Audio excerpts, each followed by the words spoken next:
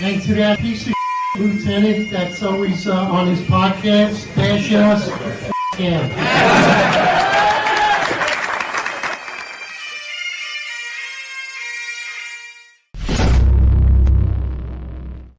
Attention, roll call. That's right. Good morning, everybody. 8:05 live Eastern time. And of course, it's Wednesday. We're at hump day at the week. So here we are, middle of the week. There's still a lot of content going on. And Eric Adams is no longer the mayor, but Eric Adams is still at the circle of scandal after scandal. Former New York Senate Hiram Monserrate, he'll be coming on today, and he'll be announcing another run.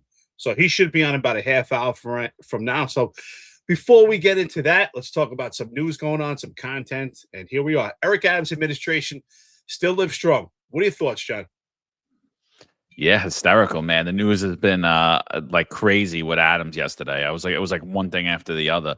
So I think first, let's get a little bit into the Adams and his crypto venture. So I gotta say, anybody that would invest in anything that Eric Adams does, you deserve to lose whatever money you lose. I'm sorry. I mean, really, like, I would love to know who invested in it. I would love to know who the investors are. So he puts out a crypto coin called New York City coin. And the coin, as he phrases it, is going to fight anti-Semitism and anti-Americanism. How it's going to do that, I have no idea. I'm not sure that Eric Adams knows how that's going to work. And what he said was that he wasn't going to take a salary out of it. Now, as far as we know, we don't know who took money or what, but the coin opens up at about 60 cents. The value plummets about 80% almost immediately. And it's worth about 13 cents currently right now. And there are people on the internet saying that what Eric Adams did was a rug pull. Now, I had to look up what a rug pull is. I didn't know what the hell a rug pull is. And a rug pull is basically you promote this crypto coin. You put this crypto coin up there, and then everybody invests in it. And then once the money's in there, you pull out all your liquidity, and the value of what you're holding is garbage. It falls to the ground. It's trash. And that's called a rug pull. So I don't know that he did it, and hasn't been confirmed that that's exactly what happened, but it looks pretty shady about what's going on. The other thing that comes out about that, which is weird, is another guy reaches out to the city newspaper. I think Greg Smith just wrote an article on this. And the guy says, I came to Eric Adams with this idea a few months ago. I have this coin's name trademarked, and I'm confused as to how he unleashed this coin without me. So some other crypto entrepreneur is saying that he gave Eric Adams this idea. He trademarked the name, and then Eric Adams ran with it with unknown backers. So, I mean, there's a lot of stuff around that. I might do a small segment on that later, go into it more in depth. But what are your thoughts, Eric? Would you buy the New York City coin from Eric Adams? I don't think I would buy anything that Eric Adams touched, or even just something that came out of his mouth. Well, I think the big question at this point is, if public officials are endorsing a crypto coin, which in many cases, to me, this is a meme coin, right? How much weight does that really hold? Right? How much weight does that excuse me, how much weight does that really hold? Because when a public official speaks about specific topics, that holds a lot more weight than your average person getting behind crypto. So to me, I think this is a problem that going forward, there may have to be some type of regulation when it comes to crypto and public officials, especially people like Eric Adams. So I think I wouldn't get involved in any money grab when it comes to Eric Adams. But to me, this is just another meme coin. It's supposed to solve problems. I don't get how some crypto coin is going to solve problems. Especially, listen, I put money in crypto. I'll be honest. I have crypto. I have money in Bitcoin, XRP, different crypto coins, but even crypto is still a gamble. And I read a lot about crypto, and it's more volatile than any stock you'll ever get. So to have Eric Adams get behind a coin and call it the New York City coin, and a public official getting behind it, that's a problem, especially a public official like Eric Adams. That's not a bet I want to take. Yeah, like So like it's something similar happened with, you remember that girl, the Hawk Tua, like you spit on that or whatever, that girl. Something similar happened with her. She unleashed like this meme coin and then pulled her liquidity. Like it was something like that. People are all like correlating it to that scandal. So New York State in 2024, they tried to pass a bill, and the bill in 2024 said that the owners and the backers of this cryptocurrency, you weren't allowed to pull out, I believe it was more than 8% for the first 5 years to avoid this rug pull like situation. Because the rug pull isn't technically illegal, but there are things that could make it illegal. Like there could be security fraud violations in there. There could be wire fraud violations in there, but the bill didn't pass. So like, that's the thing. So like, we don't know what's going to come of this. We don't know if in fact it is a rug pull, but his silence on social media, I think, screams volumes to me. And, you know, the New York City coin token or whatever the hell their name is, they came out and they said that basically no one has taken any liquidity out of it. But there's a lot of people on the internet showing a lot of things that there were a lot of transactions made. Now, whether that was the owners and the backers of the coin or whether that was investors, we don't know. You know, but it was almost immediately. Like I believe the coin ran up to about $580 million in value. And then bam, 80% of it was gone within 30 minutes.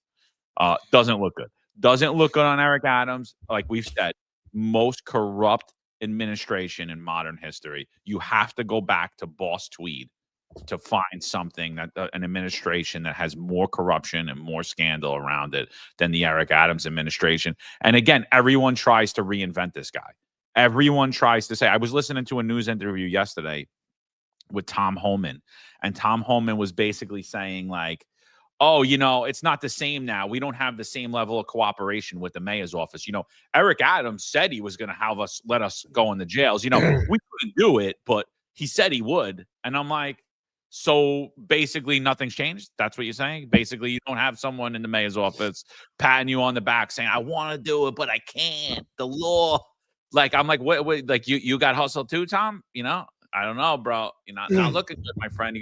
You guys never ran course the 3-card Monte scheme, I could say. You never had to walk down 42nd Street or Canal Street. And if you did, you would have got suckered in the 3-card Monte, because that's what I'm seeing. Like, I was like, this is crazy, man.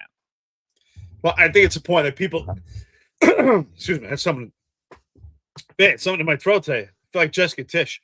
But you know, to me, I think it's important we explain what a rug pull is, right? So a rug pull, what John is describing, from my knowledge based on crypto, is when someone actually projects about a particular coin and people buy into it. Like developers, investors buy into this coin, and then immediately, just as John said, within 30 minutes, the price goes up, and they're pulling out most of the coin. So it's a big money grab, right? It's a big scheme to have everyone else put their money in, right? It's not a Ponzi scheme, but people actually buy into this coin, but the person that promotes the coin buys the coin right away, gets all the money, and everyone else is left with nothing. So it's almost like it's basically a legal scam, right? It's not illegal to do it, but it is a scam. But no surprise by Eric Adams. I mean, it just shows you that Eric Adams always surrounds himself with just stupid people. Like, is there anything that you would actually, take for gospel that comes out of Eric Adams' mouth? I mean, even his feet when he walked, I think they lie too. His feet, like everything that Eric Adams does, just lies. As his feet are moving, they're lying. So from his feet to his head and his head to his feet, everything is an outright lie. So eventually, there should be some type of regulation on this, because politicians projecting a coin, it's a lot different than if someone else does it. Even if we were to project a coin right now, because we have almost 100,000 subscribers, I think that holds a lot more weight than someone who's just trying to push a coin. And you could have a big meme coin, let's say, rhetorically speaking, the Finest Unfiltered. Everyone puts in their money, and then we pull that money right out. That's a rug pull. That's a big scam. So no surprise, Eric Adams. Again, you're right. I think Marlon said it's about myth building. Tom Homan and all these people always kind of like still building Eric Adams. Like he's this figure that you haven't watched for 4 years that just completely failed New York City. It's almost like, Like you haven't seen this man, like Kaiser Sose. You know, Eric Adams is a man that you know, right? Epic fail. Yeah, absolutely. And you know, that's what Sleepy Joe says, aka pump and dump, right? That's what they call it in the stock market, right? Pump and dump. Crypto, for whatever reason, they call it a rug pull, you know. So that's what that is. So a couple of things now come out with Eric Adams after that. Almost immediately after that, this video comes out from Eric Adams on an airplane. Now, again, people are like cheering this on, and I'm like, look, I dealt with wacko lefties. Eric dealt with wacko lefty women. I mean, I've never talked to one of them like this. Listen to this interaction. You know, Eric Adams, please punch me in the face. I would love if you punch me in the face. Okay, you can get fucked too. All right? Yeah, I'm not fuck married you. anymore. Those Yeah. days are over. Yeah, good. Thank God. Damn. I gonna can see see your your ugly ass Brooklyn face everywhere. Damn. That's nice. That's the best thing too. Damn.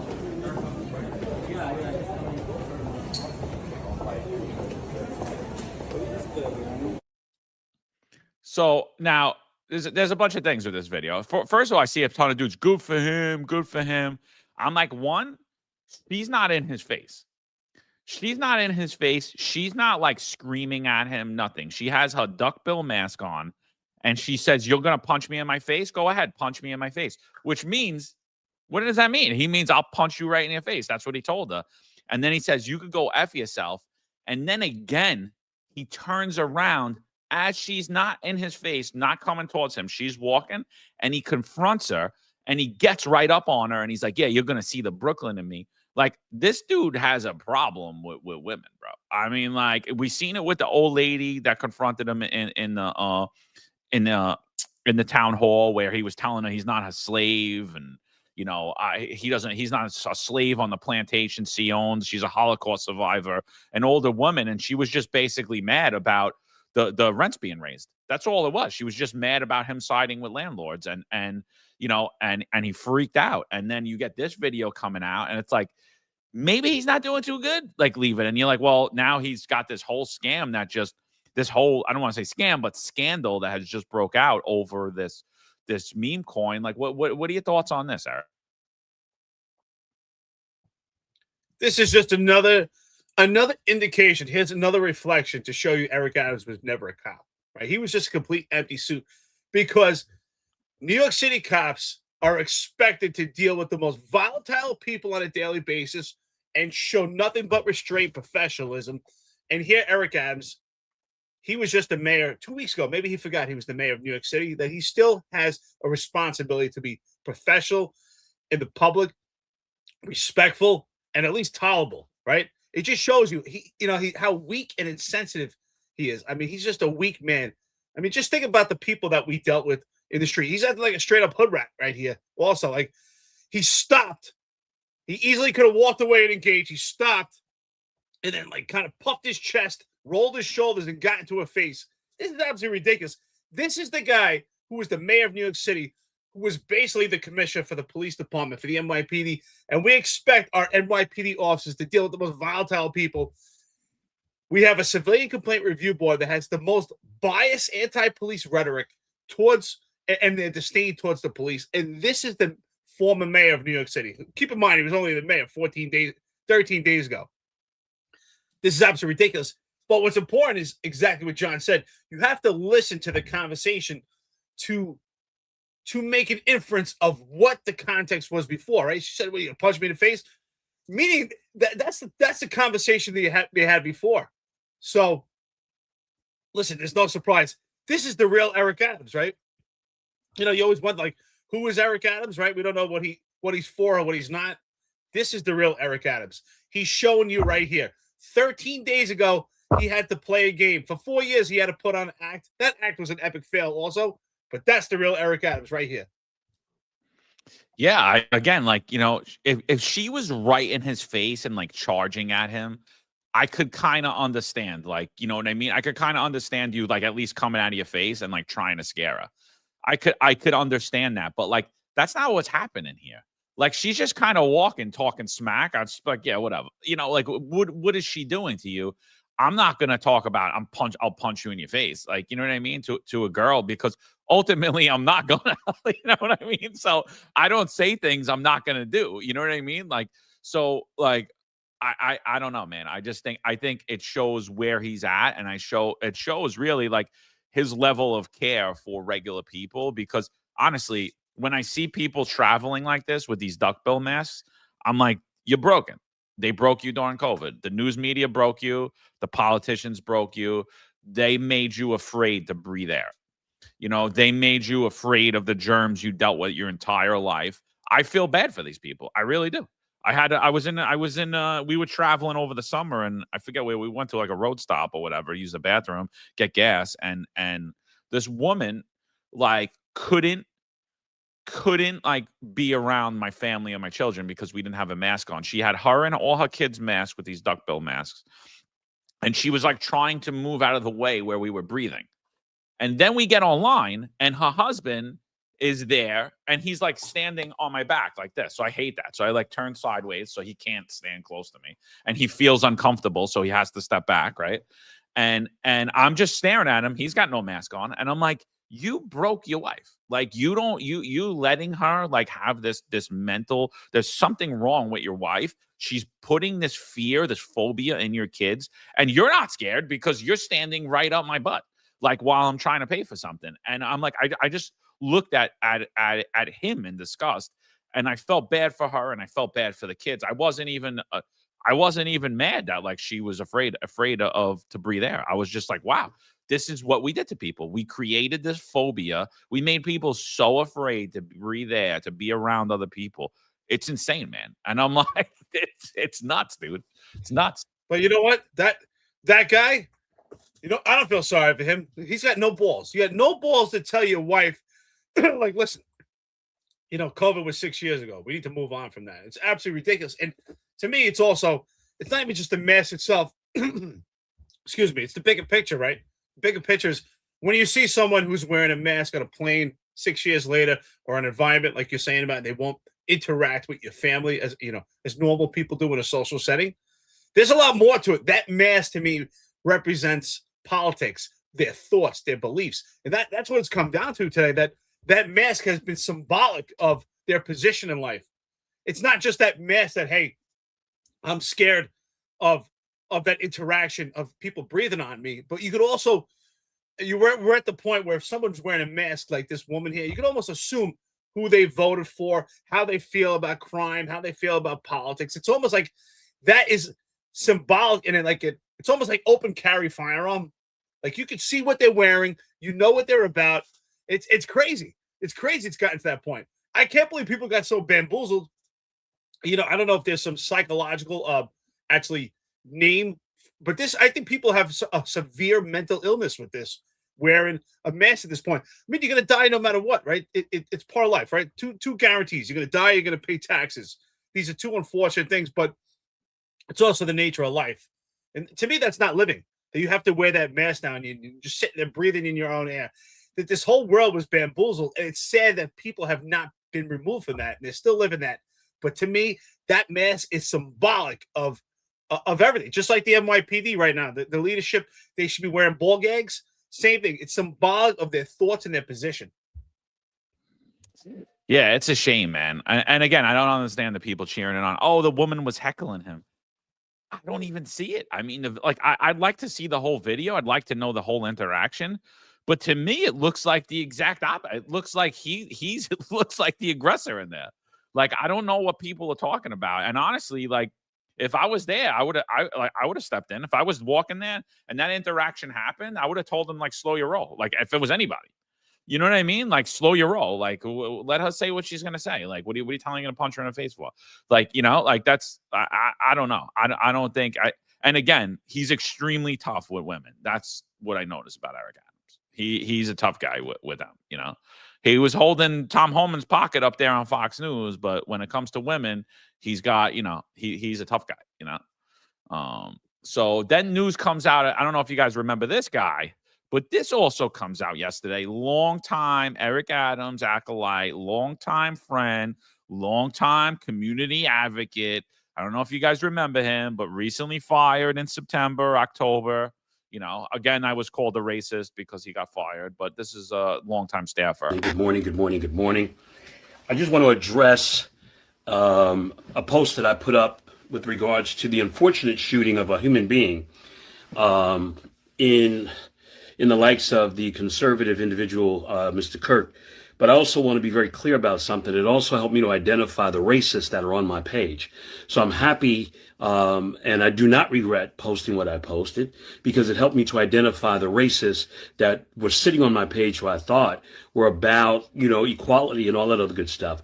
So I'm not going to make any excuses with regards to the fact of my comment. I shared a clip from somebody else with regards to an individual who, for the most part, created to help or helped his own demise. When you go out there and you talk about people and you talk about, and you become a racist and you try to disguise that like you're doing something for humanity, that's a problem. And unfortunately, karma has come to collect. With that being said, so that's Tony Herbert. That's Eric Adams' staffer. He was terminated by Eric Adams after making these comments publicly on his social media. And then yesterday, he was actually indicted by the Southern District of New York along with the IRS. And they indicted him for bribe taking while his time at City Hall, saying that he was taking bribes and trying to basically coerce the city and city agencies to give contracts to people who gave him money. Now, we'll see the outcome of that, but again, it was a rough day for Eric Adams. Eric, what are your thoughts on what happened with Herbert before we bring up our guest? Well, I think it's important to highlight, here we are, someone else in the Eric Adams administration, an affiliate, an associate, part of the circle, who is under the microscope for scandal, who is now facing potential charges, but somehow Eric Adams is just completely in the clear. Do we actually believe that everyone that surrounds Eric Adams, part of the administration, high level, low level, has some type of cloud behind them with potential scandal, but not Eric Adams? That's the part that's just ridiculous. That right there is another reflection of Eric Adams. Eric Adams may have left the office, but his stink is still there. Yeah, absolutely. It's just everyone around him. It's like, come on, you can't be that bad of a manager. I'm sorry, you can't have made that many bad picks. And the fish stinks. It stinks from the head. What do we always say? So, all right, we'd like to welcome to the stage former state senator Hiram Monserrate. Hiram, how you doing, brother? I'm doing good. Good morning to you. Good morning to all your listeners. God bless everyone. Semper Fi. Hey, Semper Fi, brother. That's right. Semper Fi, Corporal Monserrate, before police officer, before council member, before senator. What's your fifth general order? Yeah. Wow, you brought me back. Hey, Semper Fi, brother. Welcome. Here we go. We got Hiram Monserrate, former Marine, also former NYPD, former state senate, actually running again. Let's just jump into it. We're glad to have you here. So before we talk about your run, just to get a little bit about yourself, tell us a little bit about yourself. Why you joined the NYPD, why you joined the military, and how you eventually got into politics. Well, first and foremost, let me just say that this is the first time I'm even talking about running publicly. So we're breaking the story right here on your podcast. Outstanding. And I'm sure there'll be plenty of other political bloggers looking at this. So it just worked out that this is the way it was. The filing is going to be made public tomorrow. So tomorrow the cat's out the bag, but we basically run a very grassroots exploratory type committee.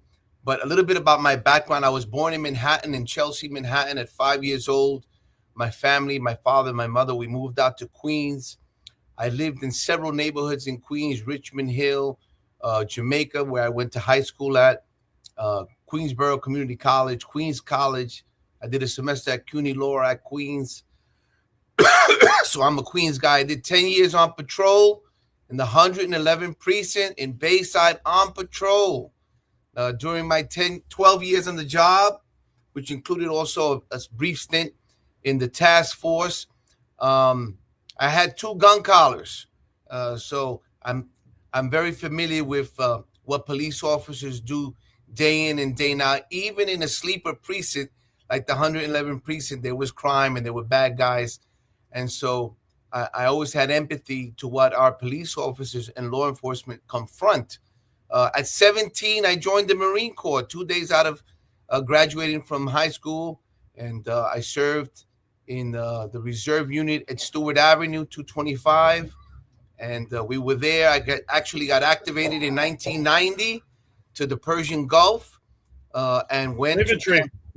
That's right. I was activated by Colonel Blaish, who I believe was a fire chief at the time for the New York City Fire Department. Actually, ironically, one of the colonels at the time, and this is now we're talking late 80s, early 90s, one of the colonels in our unit was our former police commissioner, Ray Kelly. And so it was a fascinating experience. I like to tell people that Marine Corps, starting from boot camp, really instilled in me not only discipline, but to have a strong presence of mind to accomplish goals. I'm always very goal oriented. And so eventually I joined the New York City Council, which one of the many things that I did, but one that sticks out the most is free parking meters on Sunday. The reasons we don't pay parking meters on Sundays in New York City is because yours truly passed the bill in 2005, vetoed by Mayor Bloomberg and overridden by the city council. But at that time, our council was a lot more moderate, and in my opinion, a lot more grounded. And that's what I bring to the table now. And quite frankly, I've been elected as district leader here in East Elmhurst and Corona since 2018 and re-elected 4 times to that position, always in an elected primary. And over the last few years, there's been so much turmoil in our community, crime, Roosevelt Avenue, drug dealers, prostitution like never before in the history of New York. I actually worked on Roosevelt Avenue during Operation Take Back in 1989 and 90, and it was not even that bad then. It was worse now with more gangs, Tren de Agua, 18th Street Gang, and others. We've had 2 federal indictments, 1 superseding federal indictment. The district attorney has a couple of indictments here for drug dealing and human trafficking and racketeering. So there's all this happening. And we have elected officials that voted to defund the police, take away protections regarding indemnification, pass really bad bail laws, and are not recognizing that the changes that they made to the laws regarding changing the age, right? The issue of age also had a negative impact. We have that at the same time our community was sacked with about 13 to 14 homeless shelters, literally dumping human beings in our community. And why do I say that? Is that we needed homeless shelters, but you needed not to put so many of them in one particular district. And I think, quite honestly, one of the reasons that happened is it's an overwhelming community of color, and none of our representatives stood up. So issue after issue, yesterday I was talking about the issue of anti-Semitism and how our Jewish neighbors have really been targeted in Jackson Heights by a small group of, and I would have called them anarchists because we have a lot of intel on them. And this is something that has been reported multiple times and nothing, no prosecutions, no arrests. So we got a lot going on, and I'm really presenting my candidacy to my community as an alternative to what the status quo is right now. And it's bad. So Hiram, thanks for wanting to come on here and announcing. I'm not gonna lie, we got a lot of pushback when we announced that you were coming on the show. A lot of the audience, even now, if you look in the chat, they're saying, why are you having this guy on? He was convicted when he was in the state senate of crimes he did when he was in the city council. He was forced off the NYPD. Like, what are your thoughts? What are your thoughts, but what are your comments to the people that are saying you shouldn't be running? Why are you running? Why are you here now? Why should we elect you? What are your comments to those people? Well, let me just say this clearly. Like everyone else, I'm an imperfect person. I have made my share of mistakes. But the one thing you get with me is a fighter that won't quit and will keep pushing for a better community. And that's what I've been doing since the day I took my oath to become a Marine, to become a police officer, a council member. a state senator. So I got elected to these positions. And I also passed major legislation, the redevelopment of Willets Point, protection for against lead paint and the paint that was being used at the time in the buildings in New York City. We stopped the air train literally on the grassroots level that was going to cut through our community. So I have a record of results. Yeah, you can look back 20 years, 18 years, and find that my human side erred and I made mistakes. I own up to my mistakes. I'm responsible. I'm not making excuses for that. But I'm saying also that if someone made mistakes in their life 18, 20, 25 years ago, and since then has produced for the community in a positive way, that's something that to be recognized. By the way, when you compare my legislative track record and the deliverables to my community and the advocacy, who I'm running against, quite frankly, their record pales because they've done all the wrong things. I'm running against two elected officials who allowed Roosevelt Avenue to become a literal criminal cesspool, who want to legalize prostitution, who have supported defunding the police. So when you look at the dynamics of the race in this community, really the alternative is just about sinking us further to the bottom. Hiram, Sepify, brother, and it's a you. pleasure to have you here. And I think it's very humble of you to basically have hat in hand and say, hey, I made mistakes before, and and I own up to it. And I think that's really the key in life. We're all creatures of failure. We're all creatures of sin.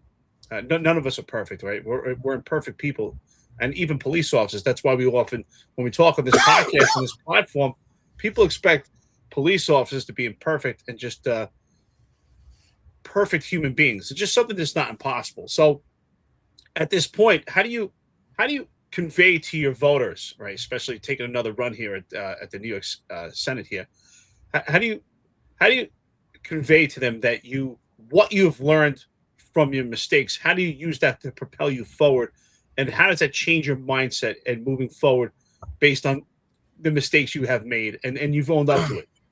Listen, the fact is, I made mistakes. I paid the price for those mistakes. All my debt to society was completely paid. Any restitution that I did was completely paid. Everything in life is about making amends for your wrongs. The irony here is that some of the same political forces that want to point a finger at me are the same ones who have passed legislation to cut people's sentences, to let people out of prison early, to parole cop killers, to go out there and say everyone deserves a second chance and the New York State has to be the state of second chance, right? They passed the Second Chance Act in the state of New York specifically for that purpose. So we can't be hypocritical. We have to accept the fact that even Hiram Monserrate can make mistakes and has to be allowed to rehabilitate himself, go back and bring forth his set of ideas into the marketplace of ideas. And I'll tell you another thing. I'm extremely concerned at the path the city and the state of New York is on. Our trajectory is a bad one. We're losing population. We're losing jobs. Businesses are closing down.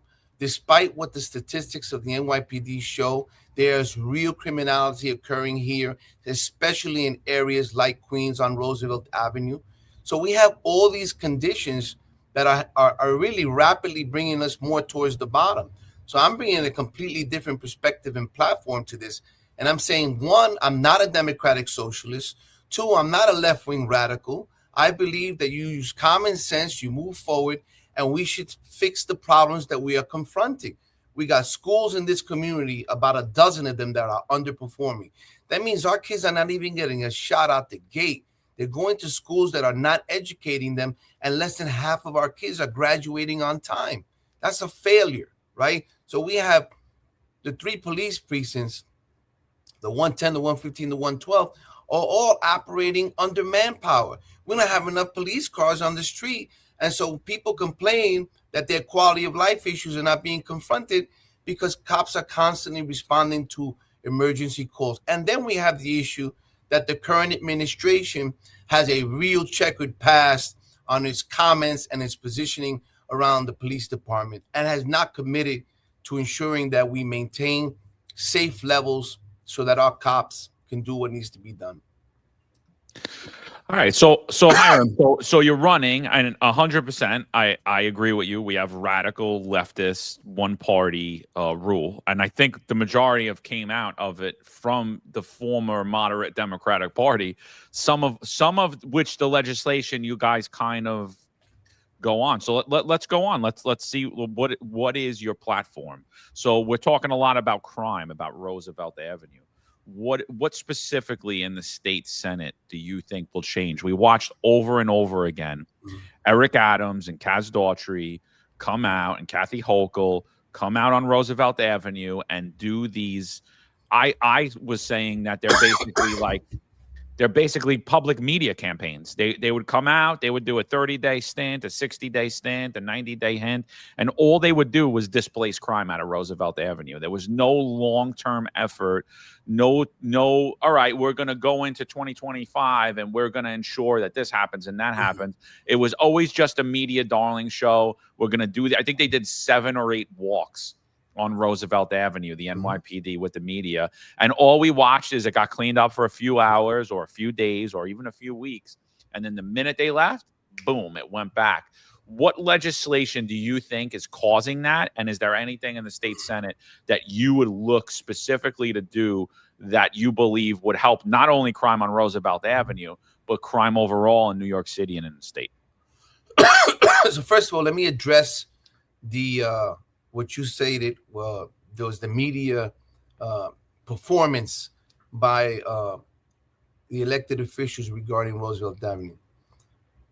First and foremost, the community started a campaign 16 months ago. We've done rallies. We've probably done about 40 rallies protesting the brothels. The first thing is you can't fix anything if you don't have enough police officers. So they took away or they minimized the Roosevelt Avenue Task Force. They cut the cops in the 110. They cut the cops in the 115. If you're operating with 40%, 50% less police officers, clearly you can't deal with all the crime, especially when we got hit with a major crime wave about 2 years ago. So one is the issue of manpower. You just can't do the job of 100 people with 20. It's just illogical.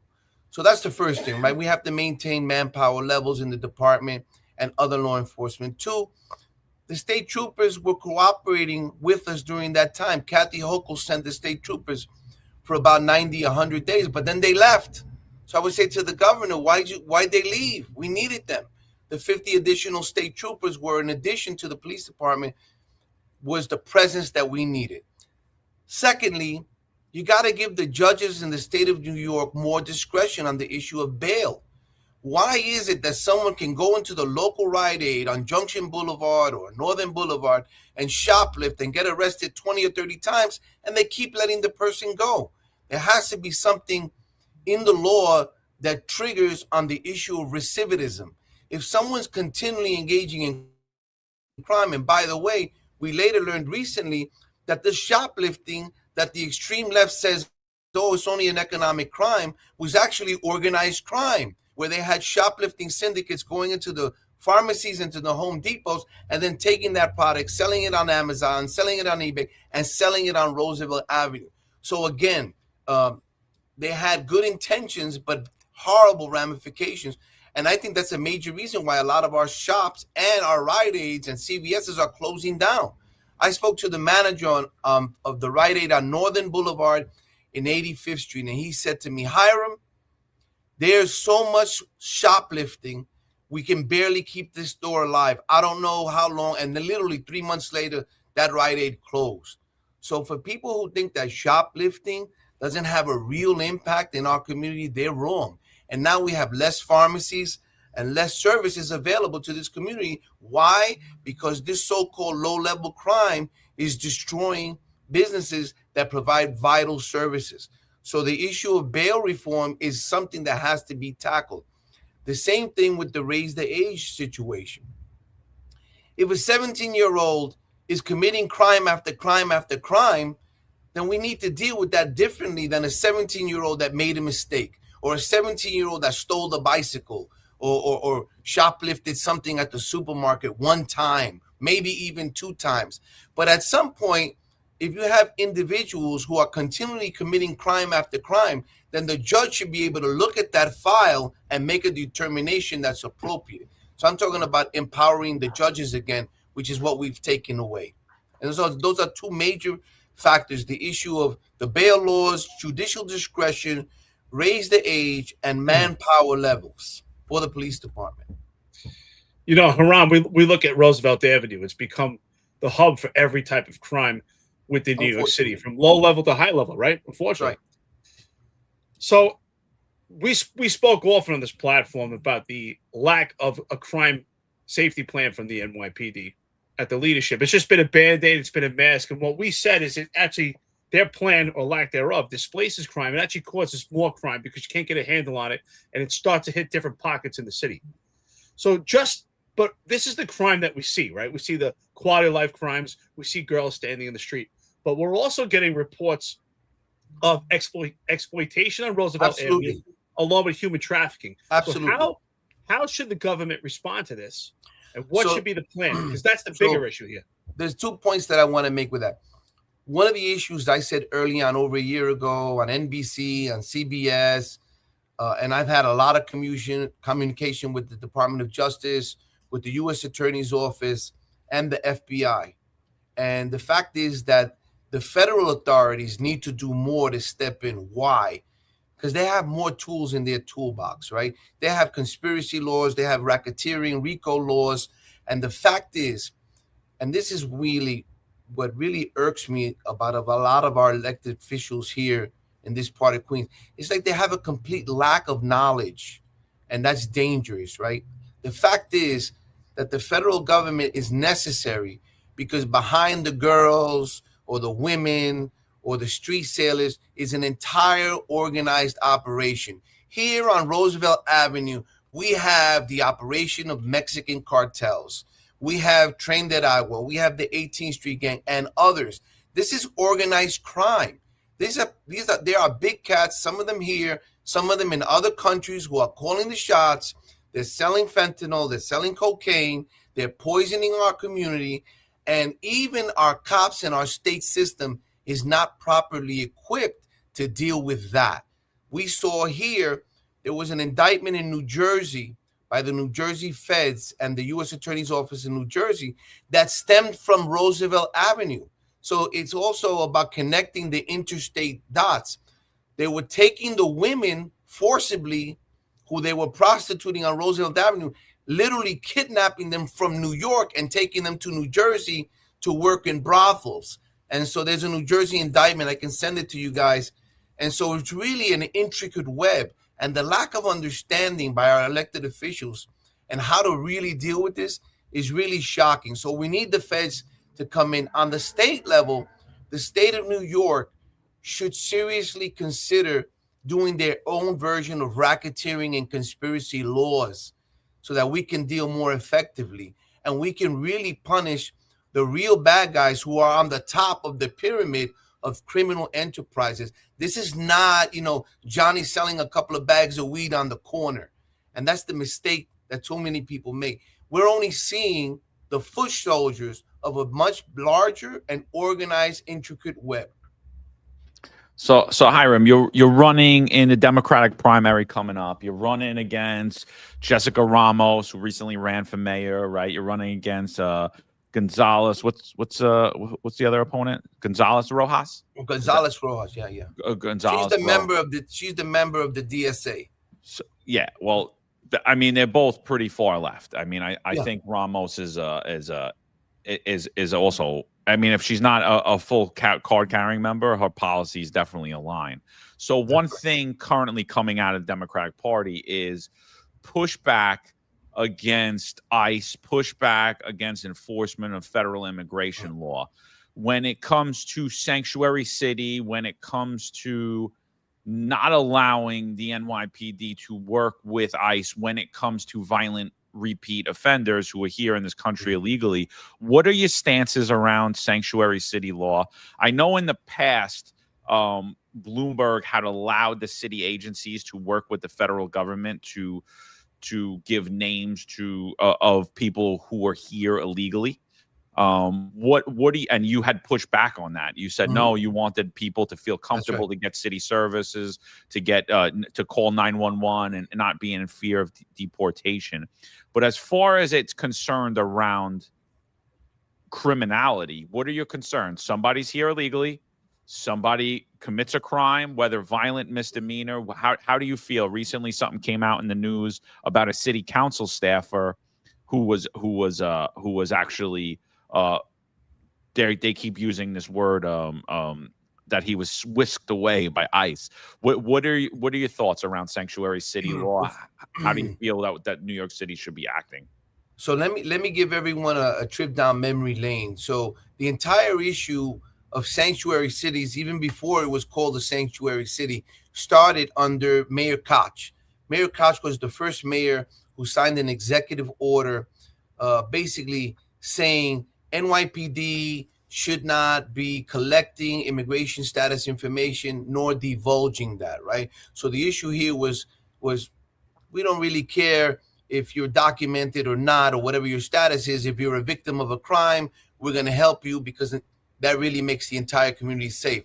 If people who are here and who are undocumented don't report crimes, don't participate in prosecutions, aren't witness, the entire community suffers, because criminals get away with committing crimes and rapes and robberies, etc. So that's a real issue that we need to understand at the municipal level. Two, the same order was then supported by Rudy Giuliani, who clearly was the biggest crime fighter mayor in the history of New York. Then when Bloomberg became the mayor, President Bush pushed back a little bit on that, and the mayor wanted to change that. And I was one of the voices that said, no, there's real logical reasons why we don't need our local cops involved in any way, shape, or form with immigration. Having said that, the federal government has the right under the law to enforce immigration law. And so they should do that. The feds should do their job, and the NYPD should do their job. And I think that is a good coexistence. What I don't think is right is the protests that are engaging in illegal and unlawful activity that put everyone at risk. And I really wish the administration here, talking about the Trump administration, would do a better job of interacting with communities. I think that there's a problem when 20 or 30 guys come in military gear to grab somebody for a relatively low-level immigration violation. Now, if they're really coming after a gang member or a cartel member, or someone who's really committing violent crimes and is a threat to our society, that's a different matter.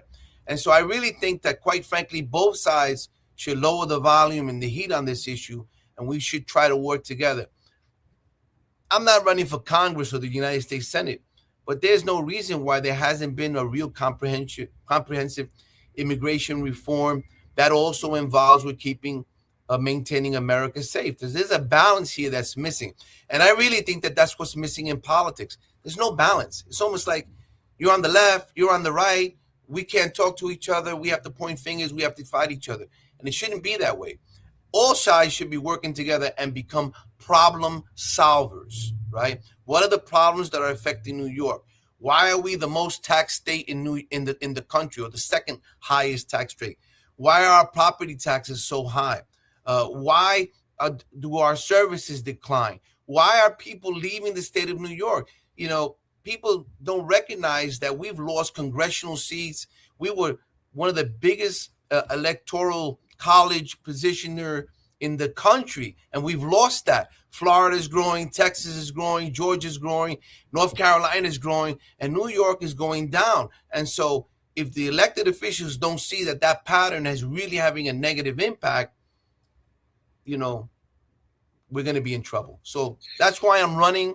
I want to present myself as someone who's going to be a problem solver, who doesn't believe in radical politics, who believes in grassroots politics and helping communities and making our community better. We cannot operate with failing schools, community that's not safe, and so much garbage that's in this community, literally on the street. Basic necessities that we should be dealing with as a municipality, as a state government, and the politicians are dealing with all these crazy radical issues as opposed to dealing what really matters to the average New Yorkers and residents of this community. And that's what I'm presenting. You know, Hiram, I'm glad that you brought up the protest, right? Because of Eric Adams and his failed administration, it's become part of daily life.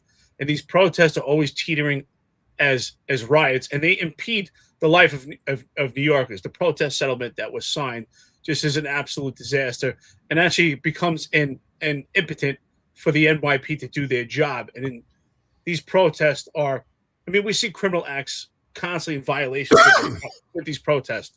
So now we have Zohran Mamdani, and it's been spoken about the removal of SRG, right, which is the strategic response group, yeah, right, which is in place to handle these protests. Exactly. So I'm glad that you know it. I mean, your former NYPD, when you were in the NYPD, I think it was task force. It might have been something else.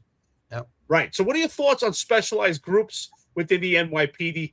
Does the removal of specialized units, does it create calm, or does it just shift chaos? What do you think about this plan for Zohran Mamdani, especially when you just mentioned these protests? Yeah, ironically, when the officer was killed in Manhattan, he was doing the off-duty employment. It was the strategic response unit that responded to that shooting, and then we know that he went to visit the family as a candidate. I think obviously Mayor Mamdani has a lot to learn about governing and also how law enforcement should work. I hope that there's a balance in his administration. I really haven't seen much of a balance. I know that we have Commissioner Tisch, and I expect it to do well. I'm concerned that there might be other voices that have a lot of strength in this administration and can pull it in the wrong direction. But listen, as the next state senator, I'll be a voice for reason and for safety. But the fact is, and I want to make this point extremely clear, I am also a defender of the First Amendment. All Americans have a right to express themselves, their speech, their religion, and that has to be protected. Whether we like it or not, people have a right to protest. They have a right to their opinion, and that is quintessential constitutional rights 101. Everyone's entitled to it. What we are not entitled to is violent protests that destroy property, that assault police officers, that break police cars, that burn police cars. That's all criminal activity that should be prosecuted. And that's my stance. So you want to support Hamas, you want to support, the Red Brigade in Europe, you want to support whatever the Irish Republican Army was doing, whatever it is, you have a right to that speech, even though I disagree with you. But you never have a right to hurt anyone, break property, and attack our police officers. And that's the line that we're missing. We should never excuse that type of behavior because we're saying people have to vent. No, people have to vent, scream and yell, but they can't conduct and engage in criminal activity that makes us all less safe. And we need to change that in our government here in New York. So, Hiram, you brought up a couple of points that hit home for me. You brought up First Amendment, and you brought up the lack of police officers that we have. So in 2022, at the height of COVID, I, along with thousands of others, were forced out of city service for our religious beliefs because we refused to take a vaccine that we already either had antibodies for, our religious beliefs prevented us from doing so, or we had medical reasons and medical doctors saying that we couldn't do it, right? Or even people that just did not want to take it. So that there was a whole list of reasons after we had served the city for over 2 years at the height of a pandemic without any type of protective equipment or any vaccines available, that effective vaccines available, anything like that. And we all basically were infected. And then the city decided they were either going to fire us, force us into retirement, force resignations. What are your stance on city workers who were forced out of employment for refusal to comply with New York City's COVID-19 mandate, which exempted entertainers, dancers, athletes, and basically anybody that was at the seat of the table, friends of Eric Adams were exempted from this, friends of this one were exempted from it, friends of that one were exempted to it, and it really disproportionately targeted working class New Yorkers of faith. What are your thoughts on that? Do you support these workers being reinstated? Would you support the NYPD reinstating and compensating these workers? So I want to make the position clear. I believe every single police officer, firefighter, EMS worker, etc., who was improperly terminated because they refused to take the vaccine should be immediately reinstated. They should have back pay, and we need those cops back on the street because we need them. What's the problem? What's the issue here? There's a lot of debate about the vaccine regarding its effectiveness. We saw how this vaccine, and so people like to use the phrase, follow the science, right? I hear that a lot. Follow the science. Well, guess what? The science on the vaccine was on fast track and expedited. We don't really know what the long-term effects of this vaccine are. We didn't have 10 years to conduct studies and peer reviews and everything that normally would happen with other vaccines, like the vaccine for polio and measles and the mumps, etc. So we were literally asking people, commanding people, directing them that they had to take this drug into their bodies that was untested, and we really didn't know. And then people should know this. We didn't even have the legal right to sue if 5 or 10 years later we learned that this thing actually shut down your organs or did something bad, negative to you. So we were basically compelled to take shots and forced our police officers and other emergency responders to take this shot. I think that was wrong. I think they should be reinstated. I think back pay should be put. I don't know why the state of New York hasn't passed a bill to do that. The state of New York can do that. State Senator Monserrate can introduce a bill that these officers should be reinstated with full back pay for what was done inappropriately to them. And we need our cops. So I really don't understand what the debate is here. Plenty of people worked without taking the vaccine. How many, hundreds or thousands of employees presented documents that were, let's say, less than truthful. So there's all kinds of chicanery that occurred here. We should really correct it. COVID is behind us. We've moved on, and we should make it right. No, Hiram, I appreciate that, right? I appreciate your testimony about the vaccine mandate. I mean, we have someone here, part of the Finest Unfiltered, who's near and dear to us, Marlon Bethel. He was a detective, super intelligent, and hard, dedicated, motivated worker, immigrant in this country, and he was terminated without any due process, with no cause. So I appreciate that. So with that being said, if we're discussing things that are near and dear, what's near and dear to me is the Civilian Complaint Review Board. I was talking about an overzealous Civilian Complaint Review Board. You were a cop. We talk about intrusive police work, what needs to be done on Roosevelt Avenue. We talk about crime. What do you believe the role of the Civilian Complaint Review Board should be in policing, right? They're just getting more authoritative, more power. Now they want the ability to surveil cops through real time on body-worn camera. What are your thoughts on the Civilian Complaint Review Board, if any? And what do you think should be the role of the Civilian Complaint Review Board within the police department? Should they be overseeing it? Should it be oversight? Should they be policymakers? What are your thoughts? Well, listen, I did 12 years on the job. I went in front of the CCRB one time. I'd have to research what it was because it's so long ago, but it was unsubstantiated, unfounded. I think there should be a process where there is a Civilian Complaint Review Board to review matters, but the Civilian Complaint Review Board, like any other authority that's looking over the performance and conduct of employees, should be even-handed. And I'm always going to side with a process that's fair to all parties. Look, are there cops that did the wrong thing and do the wrong thing? Yes, they are. Are there a lot of police officers who are falsely accused? Yes, they are, right? And so the rub is always going through a due process that's fair to all parties. So if some police officer is accused of wrongdoing, whether it's by the Internal Affairs Bureau or it's by the Civilian Complaint Review Board, there has to be a process that's really fair to everyone, right? I don't support kangaroo courts. I know that the trial room in the department was less than fair to police officers who had been accused. And I always err for fairness to everyone. But the process has to be fair. That means it has to be fair also to the people making the complaints. And that's the balance, right? So we look for the balance. What we don't want is people in authority who only go at this one-sided, right? They're with the cops or they're with the complainers, right? And I think that formula is always going to bring bad results. We got to bring people to the table. The Civilian Complaint Review Board should have people, civilians, but also people with law enforcement experience, so they can balance the way things are looked at and the perspective. Listen, everyone deserves a fair shot, even our police officers. That's how I view it.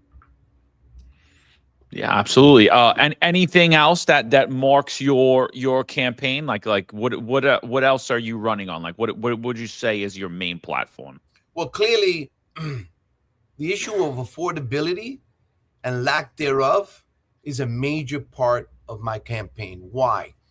Because the rent really is too damn high. It is.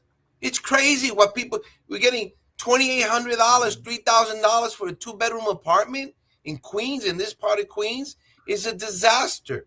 So I want to have, and I'm going to be rolling out soon, a comprehensive plan on how we make New York more affordable. But that also means that we need to look at some of these taxes. The governor just recently announced her support of no tax on tips. Well, clearly, there's a lot of taxation that's happening right now in the state of New York that's just too high. And it hurts New Yorkers. It makes us less competitive. And how about this for an idea? I want to do a major proposal on how we keep retirees in New York. People retire and they leave. Why are our retirees leaving? Hello, New York, governor, state senate, state assembly. Why do thousands and thousands of our employees leave New York State every year? It's because we're a state that's unaffordable. We're not attractive for people to stay here. So let's change that. And I have some real plans. We're going to be rolling them out over the next couple of weeks on how we retain. And we should understand this. When our employees, whether they're state or city employees, leave New York and go to Florida or Texas, guess what? We're still paying the pension, even though it comes from the pension funds. We still administer it. It still costs the city of New York, and we get nothing back for it. Wouldn't it be great that the people receiving pensions stay in New York, shop in New York, pay their bills in New York, and help the economy, and reinforce our middle class tax base, and they get to stay? That's what I'm about. I want our municipal cops, workers, state workers to stay in New York. So there's a way to do it, but we have to be a little innovative, and we can't just look at things like we just got to keep taxing people, raising the fees, raising the fares. That's why we're losing. We're losing our competitive edge as a state. Oh, you're absolutely right. I mean, you're looking at right now a panel, and 2 out of the 3 right here are no longer living and residing in New York. So you're absolutely right about that. So we're talking about attrition, right? Keeping residents in New York City, keeping them in New York State. We're talking about crime, quality of life. So if you shall win, simplify. If you win and you are now back in the Senate, what are your top 3 legislative priorities? I mean, you talked about you passed a bill for parking, which I think is fantastic for Sundays. What would be your top 3 legislative priorities on day one, or in your first couple of days in office? First couple of days, I want to deal with the issue of affordability in the state of New York, lack thereof, and put forth proposals that will deal specifically with that, which includes maintaining our retiree base. I don't want our retirees to leave New York State. I want them to stay. So the state of New York, the city of New York, has to do things in the law to retain them, to keep our population and to keep that money here in New York. So affordability, we're going to roll out plans for our young people, for our retirees, to make New York State more competitive. 2, the issue of public safety. Obviously, my forte, something I know a lot about. I talked about bad bail laws and giving judges better discretion and ensuring that the state of New York maintains minimal trigger amounts of law enforcement personnel on the state and the city level, right? So the state has to get a little bit more actively involved in the city so that the city of New York doesn't fluctuate so much when a new administration, right? So we should have minimum force manpower levels and the NYPD dictated by the state. Guess what? The city of New York is an outgrowth of the state, and the state law still is the ruling law in our state. So I want to give more power to the state to ensure safety for all New Yorkers. And third, we need schools that work. We have to change something here, folks.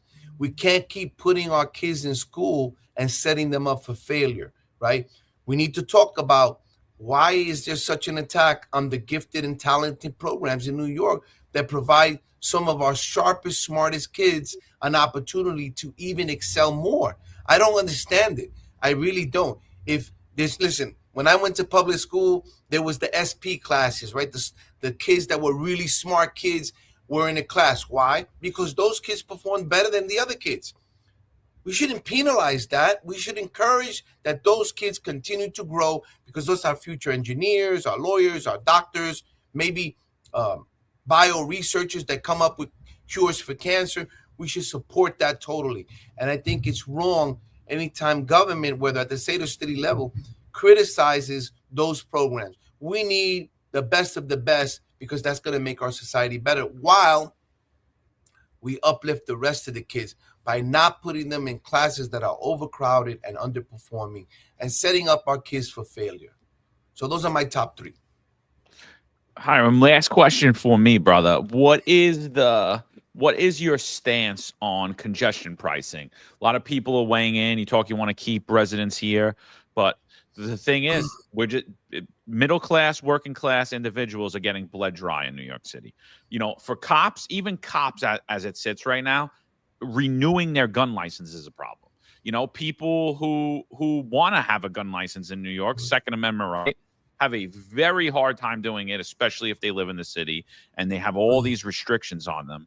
Then on top of the rent being too high or their property tax consistently going up, you have this new added tax on you, congestion pricing, which is subject only to Manhattan right now, but will be moved to the outer boroughs. We all know that that's coming.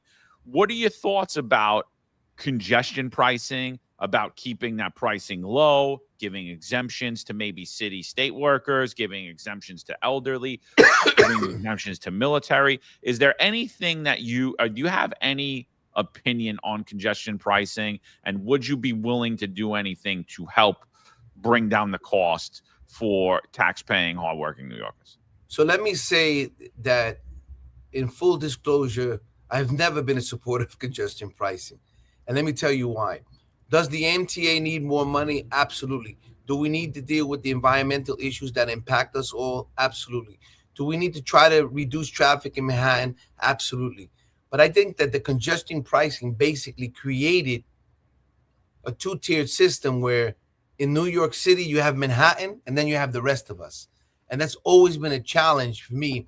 I don't like the fact that to go into Manhattan, which is part of my city, I have to pay an additional fee. Listen, I was in Manhattan recently. The last time I did a Broadway show with my wife was probably over a year ago. Going to a Broadway show in Manhattan is almost like taking a vacation now. It's cost prohibitive.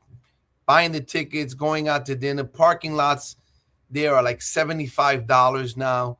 The congestion pricing just adds to it. I think it's the wrong message. I know that the governor recently touted all the good, positive things, but there's a lot of businesses and restaurants who said that their sales actually have gone down. And so that hurts us too because we lose revenue on the sales tax. So again, congestion pricing is here. And unless the lawsuit filed by New Jersey changes that, that's the law of the land. We need to do something for exemptions for our emergency responders and our teachers and our municipal workforce who has to get here. I know there was a big issue with the fire department because they were expected to use their private cars to go to different station houses and sometimes they wind up paying the congestion pricing just to get to work, even though they were not assigned to the congestion zone.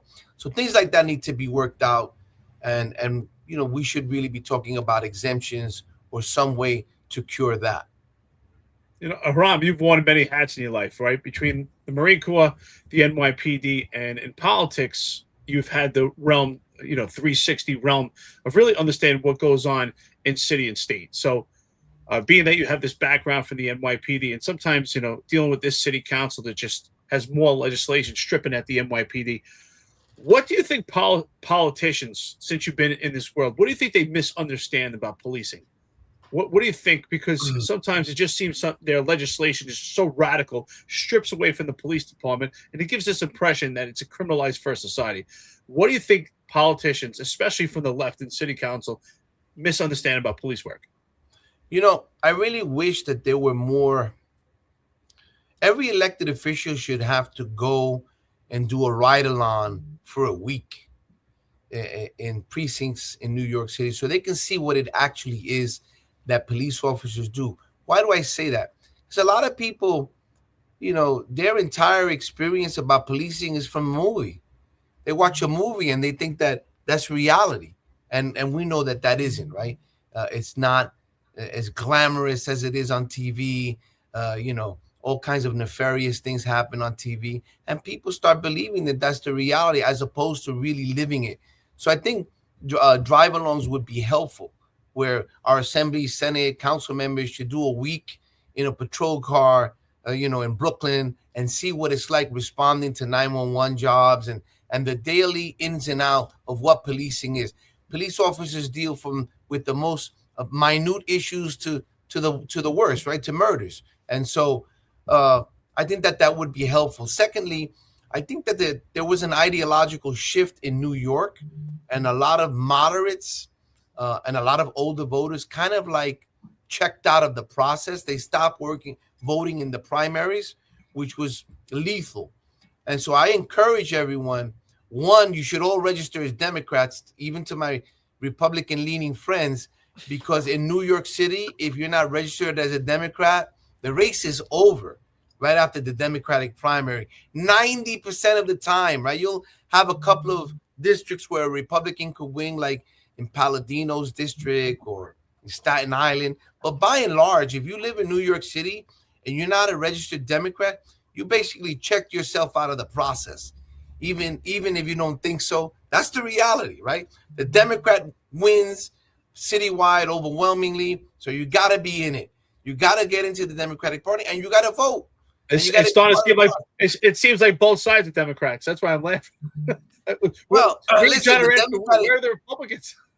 Well, unfortunately or fortunately, whichever viewpoint you have, the Republican Party in the city of New York is pretty much defunct, right?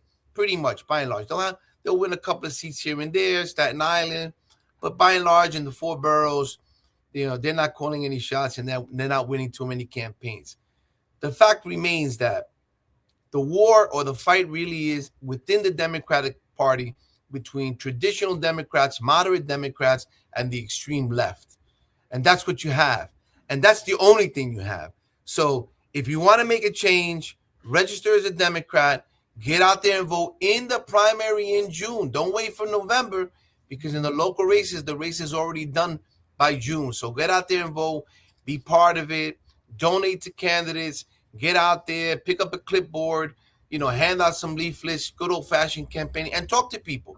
And I say to people in my district, in the 13th Senate District, if you think that things are going good, then you got two other people to vote for. But if you think that our community is too dirty, too much crime, bad schools, unaffordable, then I'm your only choice, Hiram Monserrate, and I will fight for you and advocate for you like no one has ever done. And I thank you guys for bringing me on the show. I look forward to any other comments, and hopefully when we win, I'm going to come back as the state senator and talk to you about the laws that I'm putting forward to make New York and our community a better place for everyone. Hiram, where could we go to learn more about you, to find you, to learn about your campaign? You have any websites, social media handles? My website is HiramMonserrate.com. HIRAM Monserrate, MONSERRATE.com. There's a contribute button there if you want to send some support. I tell you, get in the game, be involved. I have a few friends are retired police officers. They get together at a local restaurant on Monday nights, and usually they go there and they complain about everything that's happening. Complaining doesn't work. You got to do something. You got to get in the game, get off the bench, get in the game, donate, support candidates that think like you, and help them win. And for God's sake, register as Democrats and get out there and fight, because this is still our city and still our state. And if we don't fight for it, we're going to lose it, and New York will go downhill. Hiram, I appreciate that because, on this platform, John and I and the rest of the Finest Unfiltered family, we often talk about issues that affect public safety, politics, how it's infected, injected, policing, especially with the NYPD. And we often hear locker room talk from the NYPD. And we discuss these issues publicly. I say the squeaky wheel gets the oil. And sometimes we get pushback. Oh, you guys really can't talk about that. So you're complaining about it, but you want to complain in silence. So you're absolutely right. If you complain in silence, then there's no changes. And that's why protest, First Amendment, and social media apparatus just like this is so important. So, Hiram, I really appreciate you taking the time today. We really appreciate it. We wish you well and Semper. And I appreciate that your humility.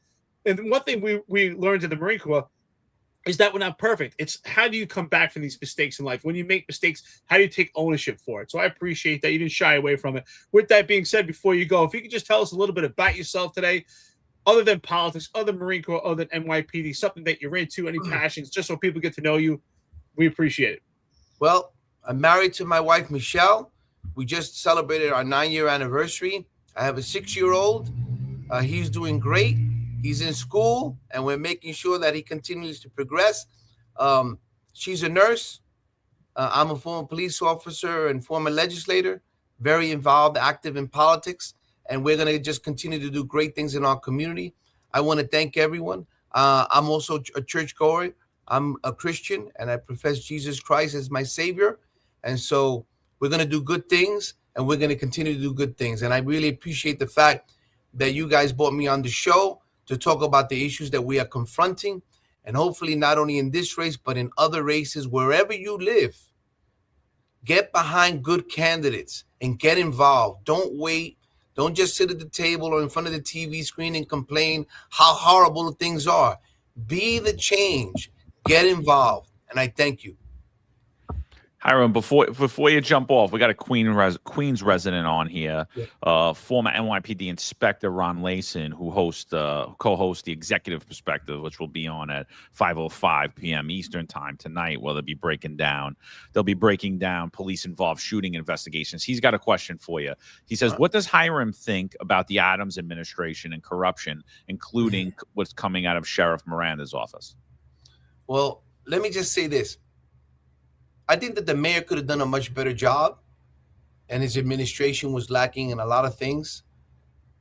But I have to tell you that when we really made the call for them to send in the troops, literally, on Roosevelt Avenue, the mayor pulled the trigger and sent us police officers. And I know that was a temporary fix, but I am appreciative of that. And the fact that the governor did it also, Kathy Hochul, even though there was not a long-term plan in effect that really successfully deal with it. Roosevelt Avenue is a little safer today, nowhere near where it needs to be. We're still in a bad place, but it's actually gotten better.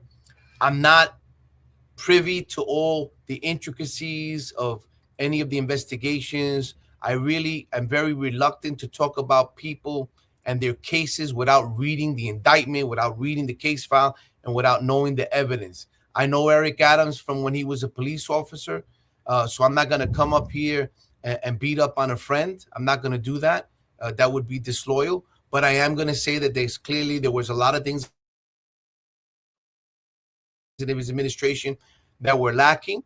And clearly there were a lot of questions, right? I mean, there were a lot of indictments and prosecutions and convictions. So I think that speaks for itself. I don't think I need to add to that other than to say that I really wish things were better. It didn't turn out that way. And now we have Mandami. So for everyone who was beating up on Eric, we'll see how this guy does. And we'll keep our fingers crossed. Listen, I'm going to root for New York, and I'm going to hope and pray that our mayor does a good job for all New Yorkers, but the jury's still out. Yeah, listen, Hiram Monserrate, thank you so much. Semper Fi, former Marine, former NYPD, former state senate, who will take another run at it. We appreciate it. We discussed a lot of topics here today: public safety, quality of life. We're talking about the retention of retirees, keeping our pensions. Thank you so much for taking your time. Again, plug yourself, and you have the last word. Finest Unfiltered. Thank you, Hiram Monserrate. We appreciate it. Thank you both for having me on. To all your listeners, I'd love to have your support. My website is hirammonserrate.com. Please support me if you want positive change for our state. Let's change the trajectory. Let's keep our retirees. Let's keep our communities safe. Let's ensure that our schools are actually working. I'm running against two people who have been in office between 6 and 8 years. Our state has gotten worse, more expensive, less safe, and our schools are not performing well. Our streets are dirty. Let's make a change, and let's bring common sense back to governing in New York. I thank you. All right, take care, Hiram. All right, so that was it, people. You heard from now Senate candidate Hiram Monserrate, and look, we bring everybody on here. I see all the comments in the chat, and I don't understand them, because we will sit down with anybody, and like the thing is, like, oh, I love watching that. Oh, he's a perp. He's this. He's that. Again, I've been arrested twice, right? So several times. Am I a perp? Why do you listen to me? I mean, like, so people that are arrested and no good, we almost all got arrested for exercising our First Amendment right. So, I mean, just because somebody was arrested, or even they did something that they were arrested for and they deserve to be arrested and they deserve to do a time, they're not shut out from this podcast. I mean, like, I don't understand. Like, this is what free flowing conversation is. This is what the First Amendment is. This is the foundation of America. Uncomfortable conversations with people that people don't like or don't agree with, topics that people don't want to hear about, topics that upset people. It's called the Finest Unfiltered. So I never understand wherever any of that ever comes from. And people are like, oh, you should have John Shell on. Yeah, we invited him. He didn't come on. You should have Eric Adams on. We invited him. He was too scared to come on. Like, like, it is what it is. People ask to come on here. We have him on. John, those two guys in particular, we actually invited. Well, one ankle at a time. Listen, that's the bottom line, right? On this platform, everyone's welcome. We even had Jose LaSalle. I mean, who pretty much surveilled my career for almost a decade. And there's no doubt about it that Cop Watch had a direct line with the Civilian Complaint Review Board and was a big contributor to the overzealous Civilian Complaint Review Board that targeted my career. But even then, we had him on here. I was able to, because you have to put emotion aside. It's about opposition meeting opportunity and that communication that breaks barriers. And one thing I'd say is, I do believe, and I say all the time, I believe people deserve second chances, sometimes third chances. Even Eric Adams. What I do expect, though, is to deserve a second and third chance is that you take ownership for your mistakes. I've made a lot of mistakes in my life, but you have to take ownership for them, and it's how you move forward. If anyone believes in their lives they have not made mistakes, well, they're just lying to themselves. And make mistakes every day, right? Make mistakes every day, and how do I learn from them, right? We're not talking about criminal mistakes, but sometimes people have made criminal mistakes, and you can come back for them. It's how you take ownership. And I am impressed by the fact that Hiram Monserrate didn't shy away. He said, yeah, I made mistakes and I paid my debt. And that's what life is about, is taking ownership. None of us are perfect, right? I've never committed a crime, but I do make mistakes. We all do, right? We all make mistakes. I don't think we're free from sin. We all do. And that's that, if not, that's what experience is, right? Experience is a life of making mistakes and failures and how you learn from them. Thomas Edison made the light bulb. He said he had 1,000 failures. It was really 1,000 steps to success. So sometimes your failures are steps to success, because sometimes those failures, you learn from them and you do far better. It's funny how we see, especially in New York State government, we're willing to give felons a second chance, but people that have had a life of service, or in the military, the NYPD, they don't deserve a second chance. Why is it not the same level playing field? It's quite interesting. Some people will say, well, the threshold is higher. Yeah, the threshold is higher, and he was punished for it. And he paid his debt, and he's moving on from it. If he makes another mistake, well, then we should hold him accountable for it. And the same thing goes for Eric Adams or any other politician or anyone in any facet. If you make a mistake, that's the whole idea of being rehabilitated. You do your time or you pay your fine, and then you move on from there. And I do believe that discipline and punitive actions should be swift and expeditious, right? And not hold it against someone forever. Again, I've been coined as the most complained cop, and for me, it's more like a badge of honor, because those complaints I received, I got awards for the community and from the job for doing good police work. And so, with that being said, even if someone doesn't agree with that, if someone sees it in another facet, do I not deserve a second chance? Even if they believe that I'm guilty of these civilian complaints, in 30, 40 years from now, will I still be the oldest, most complained cop? So everyone deserves a second chance. Even someone who wears a duckbill mask, right, John? Yeah, I mean, they could sit up here with the duckbill mask if they want. Like, that's the thing. We bring people on. We don't tell you who to vote for. Some ask to come on. Some we reach out to. People are asking about Mike Riley. Mike Riley's a state assemblyman. I don't believe he's a senator. I could have that wrong. I'm pretty sure he's a longtime state assemblyman, retired NYPD lieutenant. Mike's a nice guy. He's very well aware of the platform. He could come on.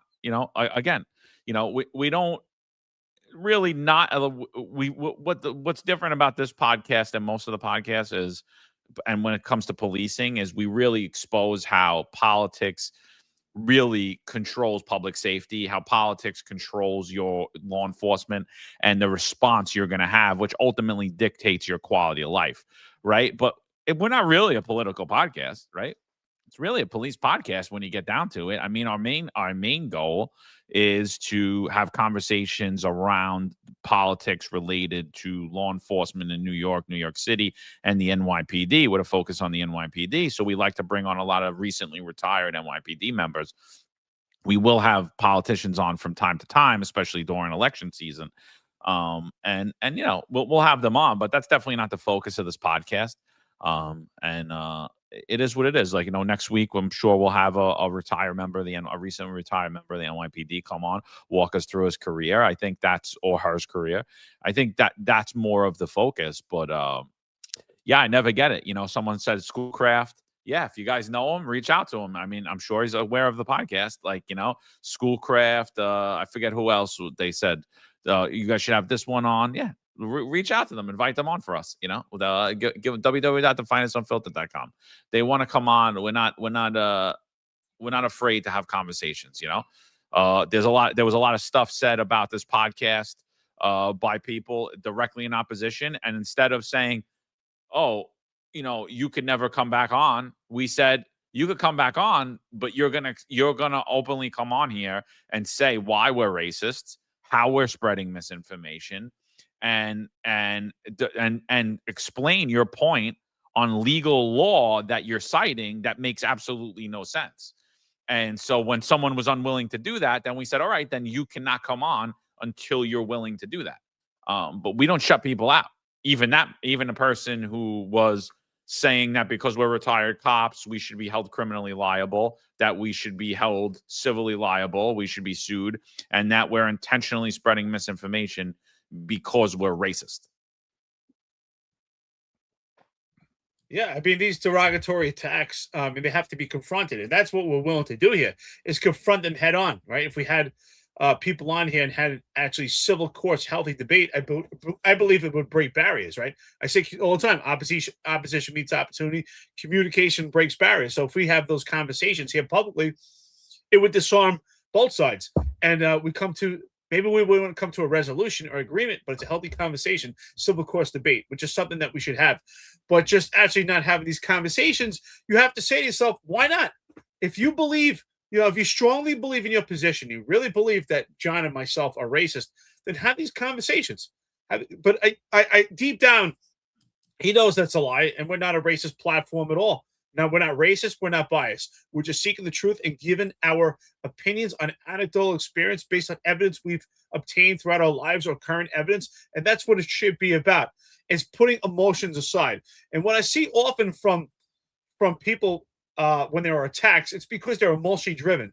And I believe when you're emotionally driven, it's because a lack of confidence or competence in a typical situation that was attacked. And I believe that, particularly when it comes to Eric Sanders here, when we talk about the 1.5-mile run, I think that discussion started to come up about this platform being racist, because I think that ultimately, when you really start to poke Eric Sanders' case here about the mile and a half, I think it starts to, you start to find the holes. And I think that deep down, him being a former police officer, I don't think he could, I don't understand how he could actually agree with the mile and a half run or any type of fitness apparatus being biased or racist.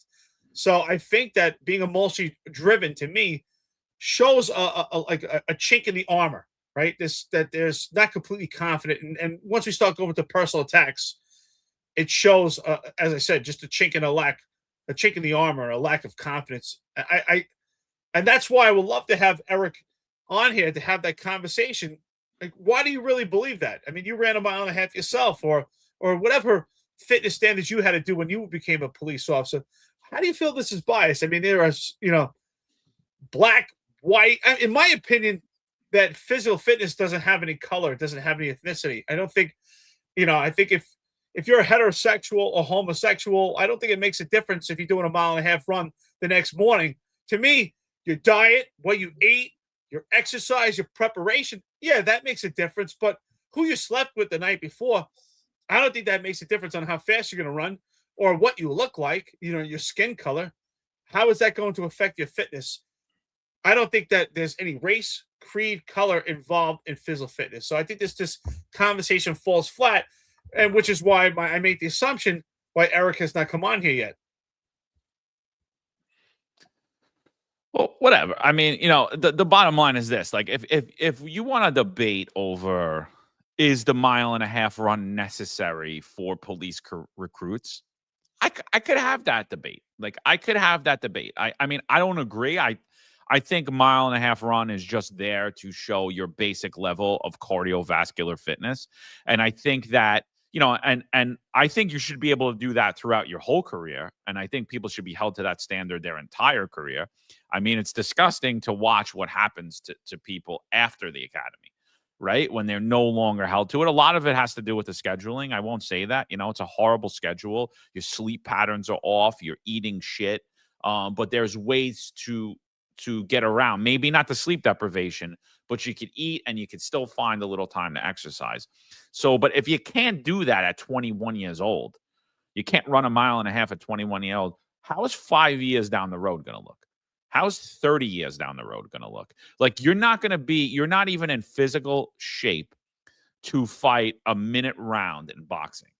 And so that's my argument on if you want to talk about that. But I completely get lost in the argument that the run is discriminatory against black and brown people. That completely loses me. It's like, well, is it that only black and brown people have to run? No, everyone has to run. So then how is it just discriminatory towards them? And I think the whole argument fails right there, because there's no question about that, because you're going to listen into this clip and he says, well, it's not state standards. It's not state standards in New York State. Okay, so how is that racist towards black and brown people? And so, someone had sent us this clip and a lot of people had commented on it. I like Corey. I always get a kick out of Corey. I actually don't have any hard feelings towards Eric Sanders either. Like, he says a lot of funny things. Some stuff I agree with. I just, when we're here, I don't agree with him at all with this, and so this clip got sent to us. So listen to what Eric Sanders and Corey Pegues had to say on the Corey's Corner. And I got the running thing too, and the hair test. The running, I know that other podcasts, our buddies over there on the I call them Finest Unfiltered. I call them out. They keep talking about DEI. I said, that's why I keep posting about DEI. It's not New York. It's not New York. Hey, standards. Listen, to pass a running test. But I wrote it and I showed the statute says it's very clear. Yes. But this is why they're good for business, because they can't stop with the bias. I love them. I hope they never change. I'm very serious about it. You think I'm kidding about this? If you notice, I put up a lot of posts about DEI. Yes. Oh, how the refrigeration? Black guy. Right. Those police department radios you have? Black guys. Right. Oh, the traffic light? Black guy.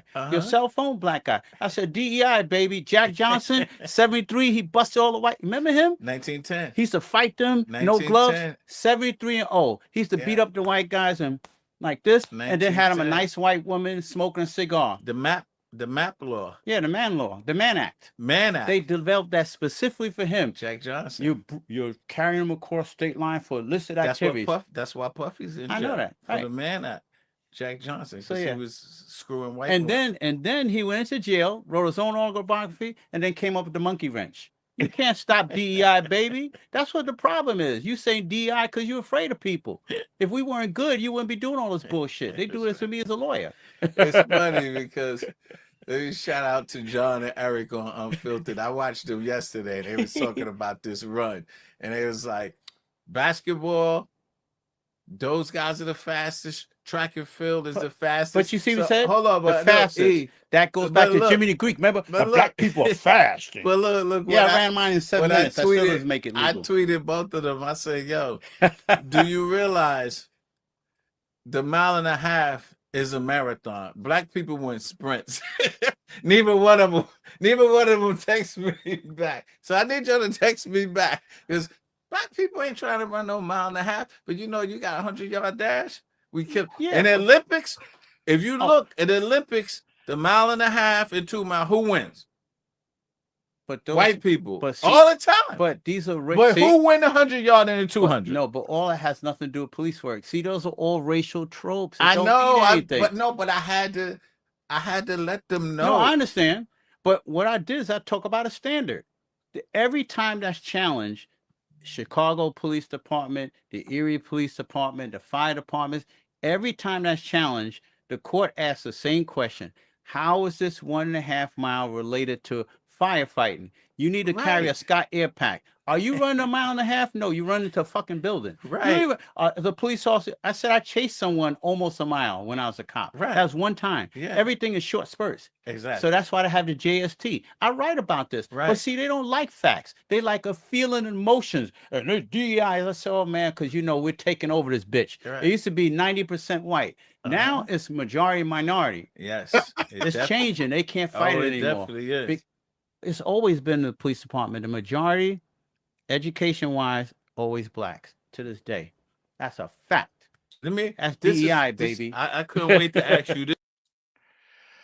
So I don't know, man. Like what like to me, I was like, wow, I was like, not a good look. I don't think that was a good segment. Honestly, I was like, he definitely didn't prove his point about anything. He's like talking about all the accomplishments of black and brown people, which we've never diminished any of them. And I'm like, okay, yeah, Jack Johnson fought all those rounds. Do you know Jack Johnson ran 10 to 12 miles every single day?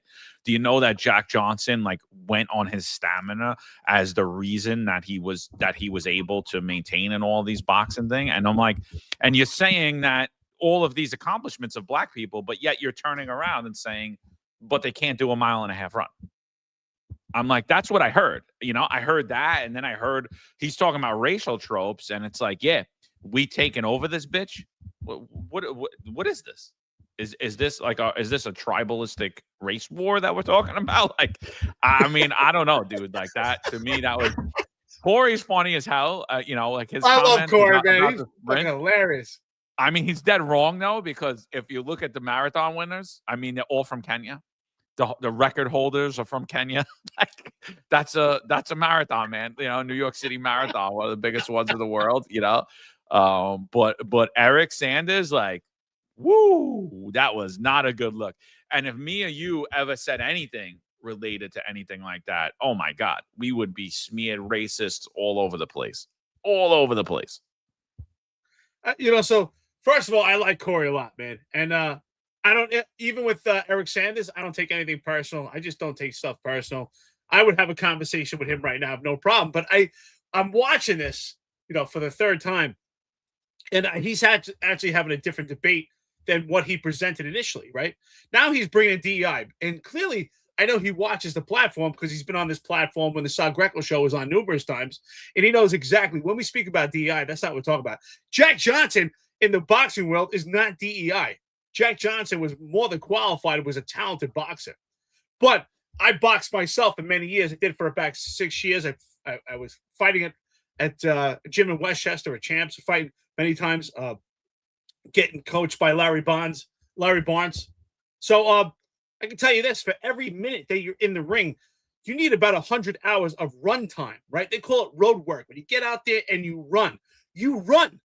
Isn't that interesting? Because if boxing in a round, in a ring, whether it's a 22 square ring or if it's a 20, these are different size rings, right?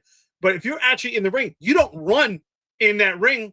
You box, you compete, right? You're having a mutual combat in that ring, right? It's combat sport of boxing, but you're not running a mile and a half in the ring or a mile, but you need far more road work of mileage of wearing your sneakers on the ground running for each minute, because there's a correlation with your cardiovascular. Now, Jack Johnson was not DEI, not at all. That's not what we're saying. That question was posed to be, right?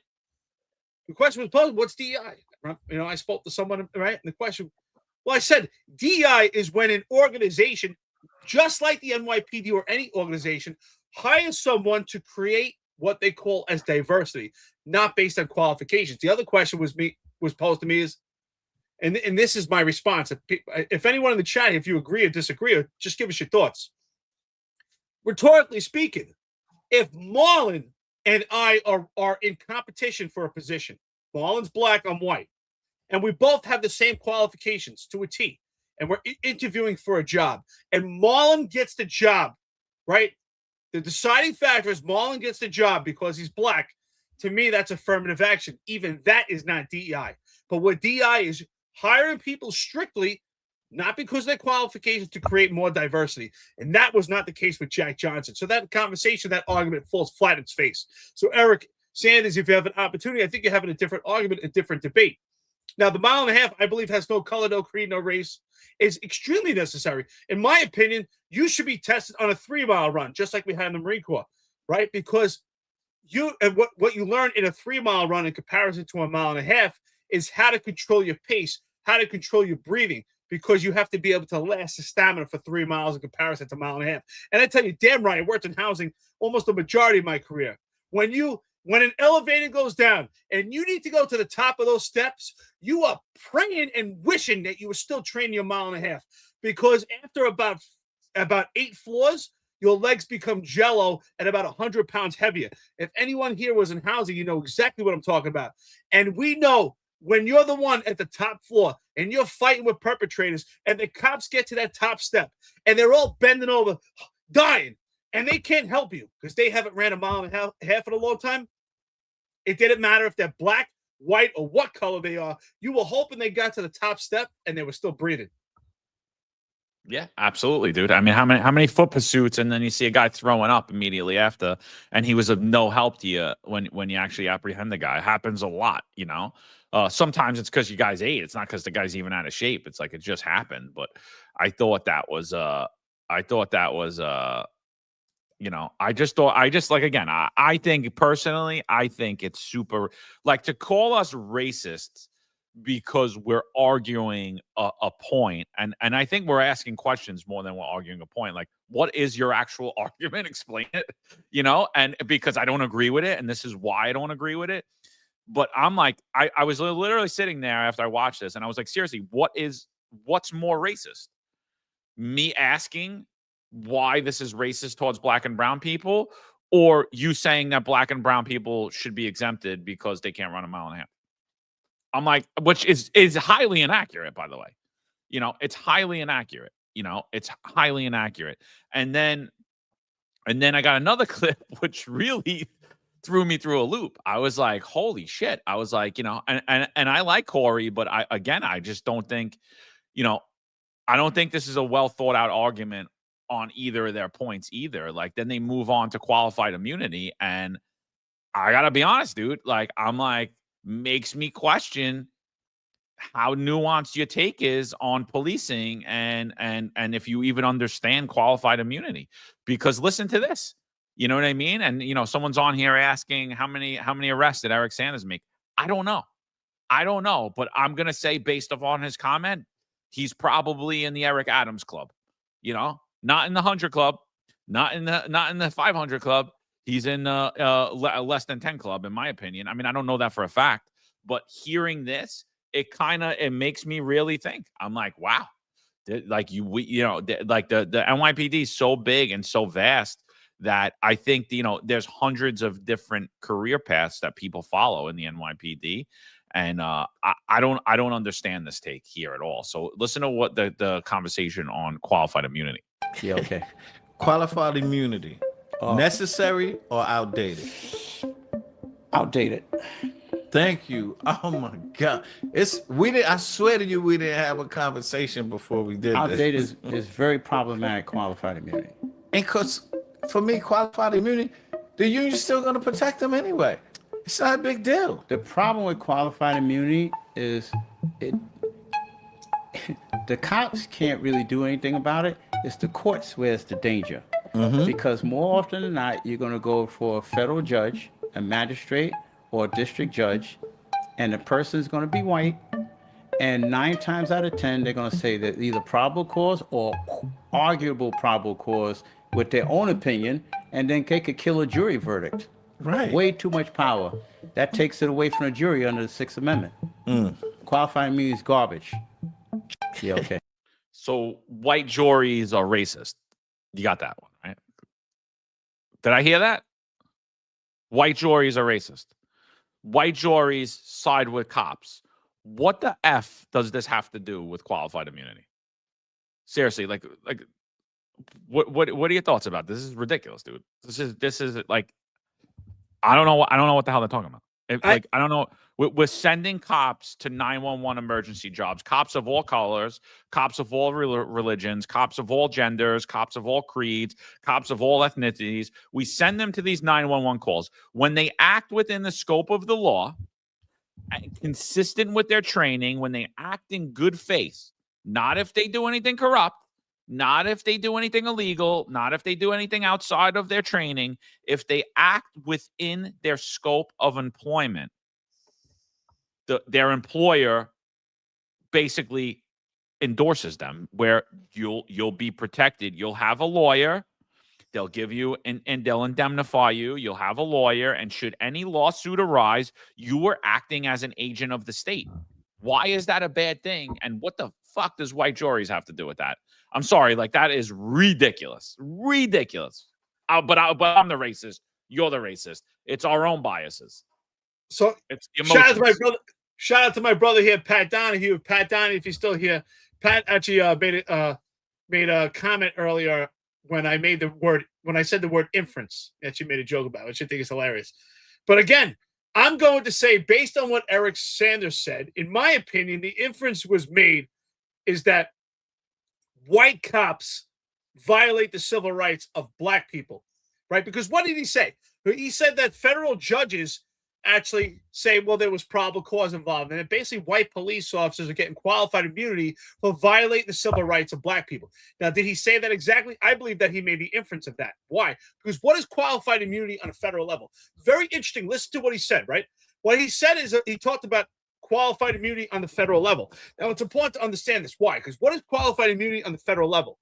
If you get sued as a police officer on the federal level, your qualified immunity protects you if you acted in good faith, unless you violated someone's civil rights. If you violate someone's civil rights, if it's determined that you violate someone's civil rights, qualified immunity goes out the window and you're not protected from personal protection anymore. And the civil liability onus goes upon you in federal court. So I think that's very interesting, right? So to me, in my opinion, Eric Sanders, which I would love you to come on, I'd love to have this conversation with you.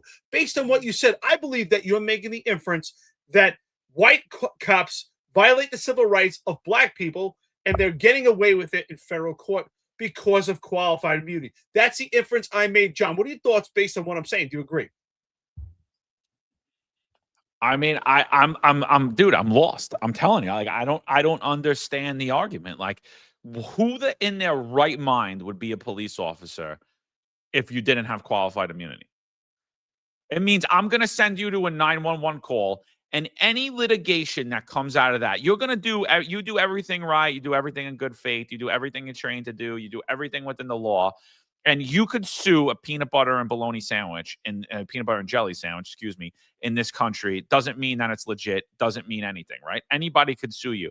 So any type of litigation, you're paying for it with your meager NYPD salary and any assets that you were able to gain with your time.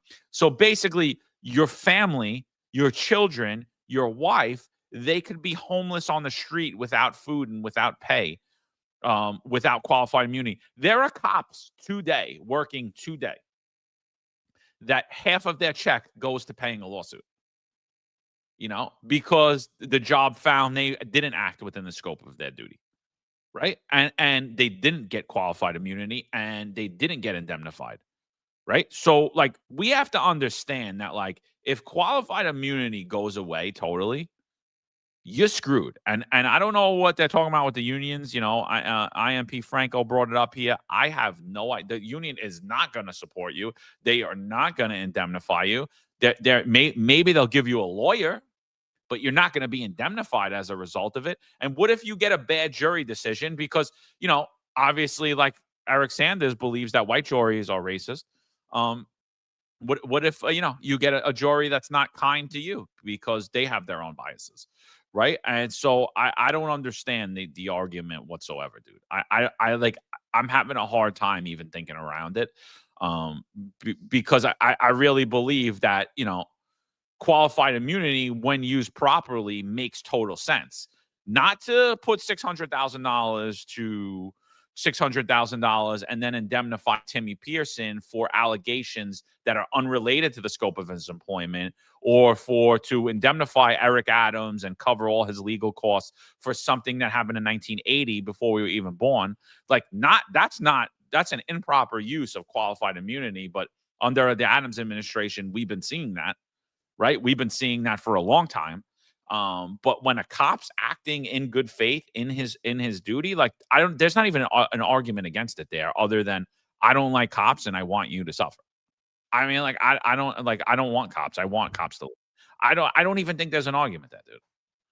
I want to read this comment by our friend Tabitha Foster. Tabitha, how you doing? By the way, Happy New Year. She hasn't been on much lately, but she's on today. And Tabitha said, a lot of white cops have got away with violating the rights of black people. And just because, excuse me, and just because the cops take a job that risks their lives, they get away with taking lives of black people. Well, that's an interesting take, Tabitha. And what do you consider a lot? Do I believe a lot of cops in the NYPD violate civil rights? Absolutely not. Does it happen? I'm sure it does. And so the question is it happening by malice or because of a lack of education, not understanding case law? So I'm interested on your thoughts on that. But do I think that cops are running around, when you say a lot of cops, and intentionally violate the rights of black people? I don't think so. John, what are your thoughts? I wouldn't even respond to that comment. It's a ridiculous comment, Tabitha. Thank you for the dolls, but it's absolute. Give us a name. Give us a name and an instance, and maybe we could talk about that. But I'm not even responding to that comment. That comment's absolutely ridiculous. But the reason why I commented that is because I believe that's kind of what Eric Sanders is saying here, because that's the topic of federal court when it comes to qualified immunity, about civil rights and about violation of rights to remove qualified immunity. And I just think that, unfortunately, the undertone when Eric Sanders comes on always has some direction towards race. And Tabitha, and you're kind of like echoing what Eric Sanders is saying here. I don't see that at all. I worked in the NYPD, and so did you. And the cops were pretty damn good. And even right now, with their failed leadership, they're still doing the best that they can. Yeah, I mean, I don't even know. I mean, like, these conversations lose me. They really do. A majority minority police force. Right? He said it. We taking over this bitch. So how's the police department racism? You had a black mayor, you had a black chief of department, you had a black police commissioner, all at the same time. Black speaker of city council, black leader in the state assembly. Like, where's the racists coming from? Where's the racism in law enforcement? What's the policy? What policies in law enforcement are systemically racist? Like, I'm sick of the conversation. Like, let's get down to the nitty gritty. Which enforcement? Is it enforcement if we go after beer drinking summonses? Is that racist? But it's okay if we do it in white neighborhoods? It's just not okay when we do it in black neighborhoods. Summonses for smoking pot and arrests for smoking pot in white neighborhoods were fine, but they weren't good in black and brown neighborhoods because they're racist. Like, I don't understand. I just don't get it. I really want to start having more debates on the issue of race in this country, because I really don't know what the division is even is. Like, what is the minutia of the division other than some of us look different? Well, we all look different, but some of us look different than others.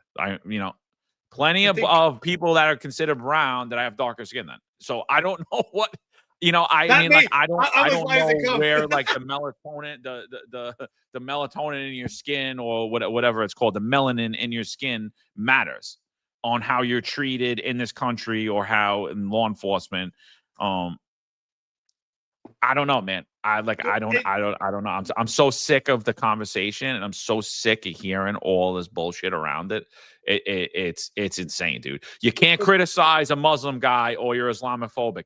You can't criticize a black guy or you're a racist. You can't criticize someone who's gay or you're whatever. You're homophobic. Whatever it is. It's like it's always done to try to detract or whatever. And Mikey, since you're so worried about my collars, I had 145 in 6 years. If I would have did my 18 years and went through, I would have had over 1,000 arrests at that pace. So just so we're aware. So, all right. But I decided to be a boss, and I actually went in my career and did things. All right. So, okay. Got that? I didn't just drive a fucking chief with white gloves, because even if I did, I still would have had fucking more arrests than that scumbag. So if any other questions you have, let me know. Give him hell, brother. Give him hell. Give him hell, man. Hey, Mike, what's your record, by the way? I love when people just want the record. I know plenty of people who made like 300 shoplifting calls, and they had like 45. Exactly. EVDs. 5'11", and they have a medal up to here. Like, get the fuck out of here. Yeah, what are you doing out there, bro? Yeah. This is all manufactured bullshit. First of all, my daughter's 4 years old, and she watches YouTube. She watches Besties. Anybody know that if their kids watch that? She watches kids don't really watch cartoons anymore. And she watches all these like family shows. And she watches this one. The daughter's name is Kiki. She's a little black girl. She's so cute. And the mother's black. I think the father's like Hispanic. And my daughter watches it. She's 4. It's actually a family show. It's pretty cool. But my daughter's 4. She has no idea that the kid's black. She has no idea that the mother's black. She has no idea the father's Hispanic. She just watches. That's it, right? Like, no, we don't, this is all bullshit manufactured. And I think Marlon hit it right here. I think Marlon summed it up. There are people in the American black community who have been indoctrinated by decades of race identity politics and victimhood. It's hard to have a discussion with them. Yeah, they really are indoctrinated to believe, like I said, my daughter's 4 years old. Like, we don't say, hey, that's a black girl. We don't give a shit. You watching a show, you watch this. Who cares? She plays with my daughter. We live in Asia. We've been all over. My daughter's plays with black kids, Hispanic kids. Nobody cares. But my daughter and my son, when he was alive, were playing with kids in Asia, and especially like in Bali, where it was like so cosmopolitan, was people from all over the place. There was kids speaking Russian. There were kids speaking all different languages. They were all playing together. They had no idea that they're all speaking different languages. Marlon's right. It's indoctrination. These black people, a lot of black, not all of them, grow up to believe that they've been victimized and have to live this life. I mean, I'm Jewish. I come from a life of anti-Semitism. Everyone's faced some form of conflict. Italians, you don't even want to know the word that Italians were called when they came to this country. Black people right now use that word.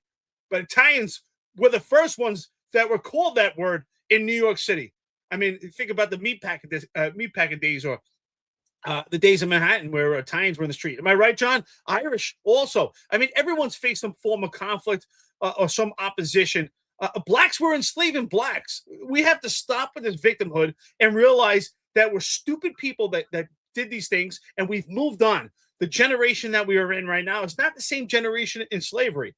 Can we stop paying for that on both sides? And I think that black people are suffering from that. Not all black people, to believe that you were a victim, when in reality is there are so many talented black people. There's so many talented white. Does it matter? Jack Johnson is not DEI. He was just a talented athlete. That's it. Why can't we just say he's a talented athlete? Why do we have to bring up the fact that he's black, beating up white guys? It has that guy, I'm sure, could run a mile and a half with his eyes closed. So this is ridiculous. That's what I'm trying to figure out. Where is this argument? Where does it come from other than being emotionally driven?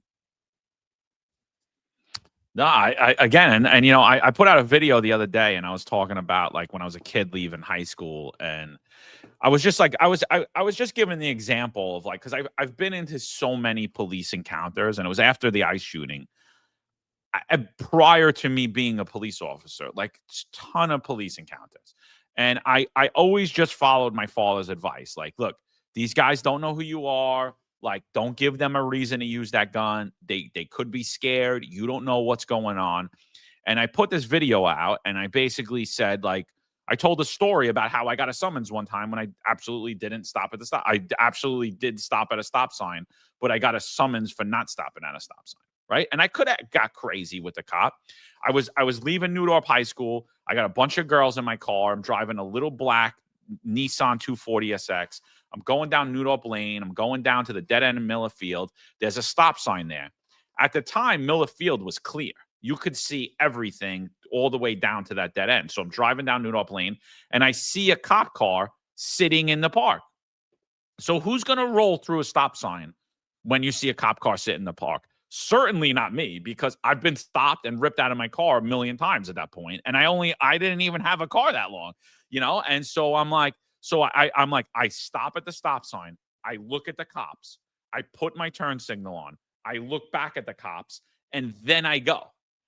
And 2 blocks later, they pull me over. They tell me I didn't stop at the stop sign. They give me the summons. Right. And I'm like, I said right there, like, what am I going to do? I didn't fight with them. I didn't jump out of the car. I didn't try to take off. I'm not taking this summons. I'm like, screw it. I'll have my day in court, And so I plead not guilty. I go to Staten Island court, traffic court. Judge Levine is the judge. He's a hammer. If any of you guys don't know him, he used to wear a tie with gavels on it. Right. And so I go to the court, and and I tell her, I was like, Your Honor, I was like, look, I'm not saying that I'm perfect. And maybe I have rolled through a stop sign once or twice. I'm like, but I would never, ever, ever do that when I saw the cops from like 3 miles down the road. I'm like, I'm not saying the cop's lying. I'm just saying I think he's mistaken. I stopped at the stop sign, Your Honor. I looked at the officer. I put my turn signal on to make the right, even though there was no other place for me to go. I looked back at him.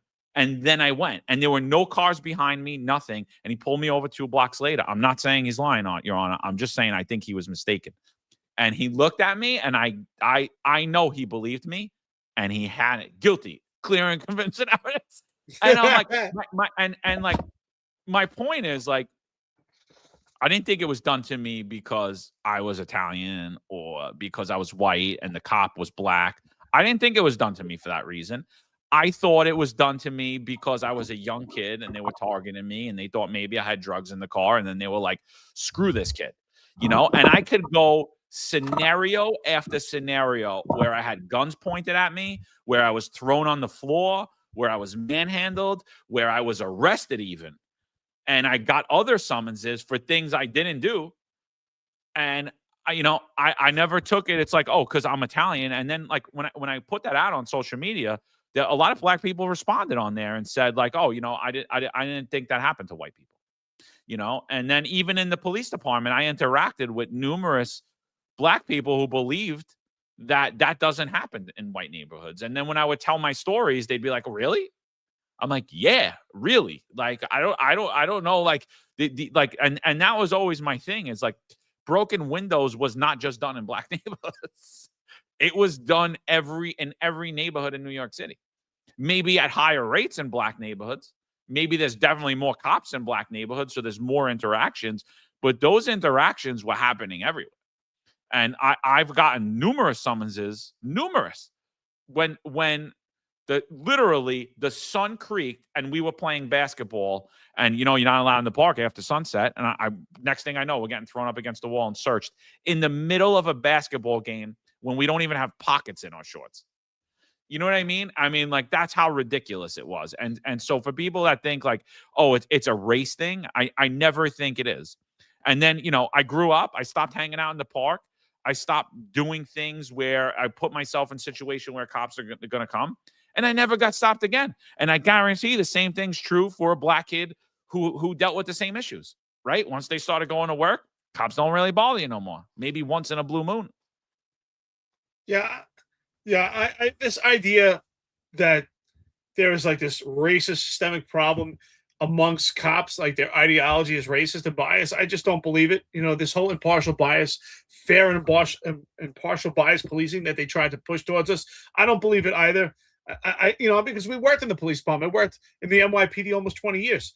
Wouldn't I, at some point, if there was this bias that they speak of and this racist apparatus, wouldn't we have saw it? I never worked with anyone that was racist. I worked with people that had some strange perception, some ideology. I've worked with black people that was shocked to hear that growing up I was poor, right? That doesn't make them racist, right? For some black people I've worked with, they thought all white kids grow up, you know, with the silver spoon. That I don't believe that makes them racist or biased. That's just their perception of life. I think but this idea of racism, that you just hate people for their color of the skin, and the mile and a half is racist against black people. I just don't get it. When is this conversation going to end about this idea of racism? That just I've been all over this country, and even in the deep South, I don't see it there either. The days of people running around with KKK hats, I just don't see it. I just don't see, where is this white supremacy they speak of? How is a mile and a half part of the white supremacy also? I just don't see it. I don't believe it. Did it ever exist? Was there racism? Is there racism now? Yeah, but I think it's so minuscule. I don't think it's something that is even part of our daily life. I just don't. I mean, the most racist, violent act that I could think of was the one in Jasper, Texas. If you remember in Jasper, Texas, there was 2 or 3 white guys that dragged the black guy. I think they connected him by a chain or something to their car, and they dragged him. That was the last, most violent racist act I can think about. I think that's about 25, 26 years ago. Other than that, I mean, I just don't think there's this deep root of racism. Whatever. I just think it's ridiculous. So I'm done. I'm done. Mikey, I don't know, bro. I'll write a book for you, dude. I don't know. My math is off. Okay. Yeah. Listen, arrests are important. They are, right? But it also has to be balanced. And that's why I find some police officers, what did you think about this, John? I had a problem, right? Listen, I got promoted with 5 years on the job. I had 56 arrests. And I think out of those 56, I think 48 were felonies. I was all about getting felonies. I was on patrol. I wouldn't put the car down to get what I thought was a bullshit arrest at the time. Also, I was still in the Marine Corps Reserves. I was bouncing around. I got promoted. And I knew some people that were in the same position I am. And they said, I have to get 100 arrests before I get promoted. So they went out and arrested, everything was shoplifting, whatever they could get. 511, which is 511 is someone driving without a license, even if someone just didn't pay child support. And to get to that number 100, does that make that person a better cop? Because they wanted to have this record that shows 100 arrests, but they went out and got 40 arrests that made no impact on the community. They weren't felony arrests. They weren't even misdemeanors. There were violations that should have been given discretion. So I think that there has to be balance. Should you have 9 arrests? No. But do you have to have a 500 arrest? It has to be balanced. Well, I think there's a couple of things there, right? Just because you processed a lot of arrests, sorry, but I'm going to call out you transit guys here. Some of them have they're in close to 1,000, and they're all fare evasion collars that are technically C summonses, right? If the guy's got a body on him, I get it, but that's where you were, right? So that there's those arrests, there's the 511 arrests, there's the DWI arrest. I think any arrest is a good arrest. I hated the whole, this is a quality felony, I only get guns. Honestly, that shit annoys the fuck out of me, because I'm like, really? Oh, you only get guns, so you don't do your job 99.9% of the time? I don't understand what that whole theory is. Or anti-crime could only get these arrests. That I always thought that was bullshit. I always thought that was bullshit. But I think that, again, if for a certain amount of years, it shows your work ethic, depending how often you were at work, depending where you were, what scenarios you were in. I mean, I found it very hard to not be involved in an arrest every single day. Now, whether I processed the arrest myself that day or not is a different story. But every single day, we were putting the handcuffs on numerous people. And I know every single day, I know a lot of people were avoiding putting handcuffs on anybody, and so like that's my whole point. And you could tell basically based on someone's record if they were avoiding it or if they were doing work. And I think it matters. I think it matters a lot, because again, how do you make it into the supervisory rank when you never testified in court, when you've never processed an arrest, when you've never had to voucher things, when you've never done a search warrant? Like how are you a well-rounded supervisor at that point? Or how are you a well-rounded detective at that point? How are you even anywhere close to being a detective at that point is insane to me. So, I think sheer number alone proves absolutely nothing. I had a kid on my conditions team. I think he's a deputy inspector now. I think he had like 600 arrests. The kid was a moron, complete liability, complete moron, had no idea what he was doing, couldn't drive the car. He really wasn't even good at processing arrests. He didn't even know vouchers. He just took a lot of bullshit arrests. And so it didn't make him a great cop. But like you definitely need some repetition and to understand the nuances of police work and to understand like how you're gonna vouchering. Like that was one of the main things that led me to become a supervisor, is walking up to the desk with vouchers and watching sergeants not know what the fuck to do. And I'm like, what am I doing? Like, what am I doing here? Why do I know more about police work than the guy who makes more money than me and tells me what to do? That shit bothered me. I think we agree mostly and disagree a little bit. And I'll tell you why. Because I ran anti-crime as a sergeant, as a lieutenant most of my career. And I was that supervisor that I didn't let my crime guys take anything other than a gun or a robbery or a violent crime. That doesn't mean that they weren't engaged. I had my crime guys engaged. We did joint operations with the conditions teams, and they were engaged. They assisted patrol, and they actually physically, they made arrests that were not these crimes, but someone else processed it. And here's why. Here was my ideology behind it.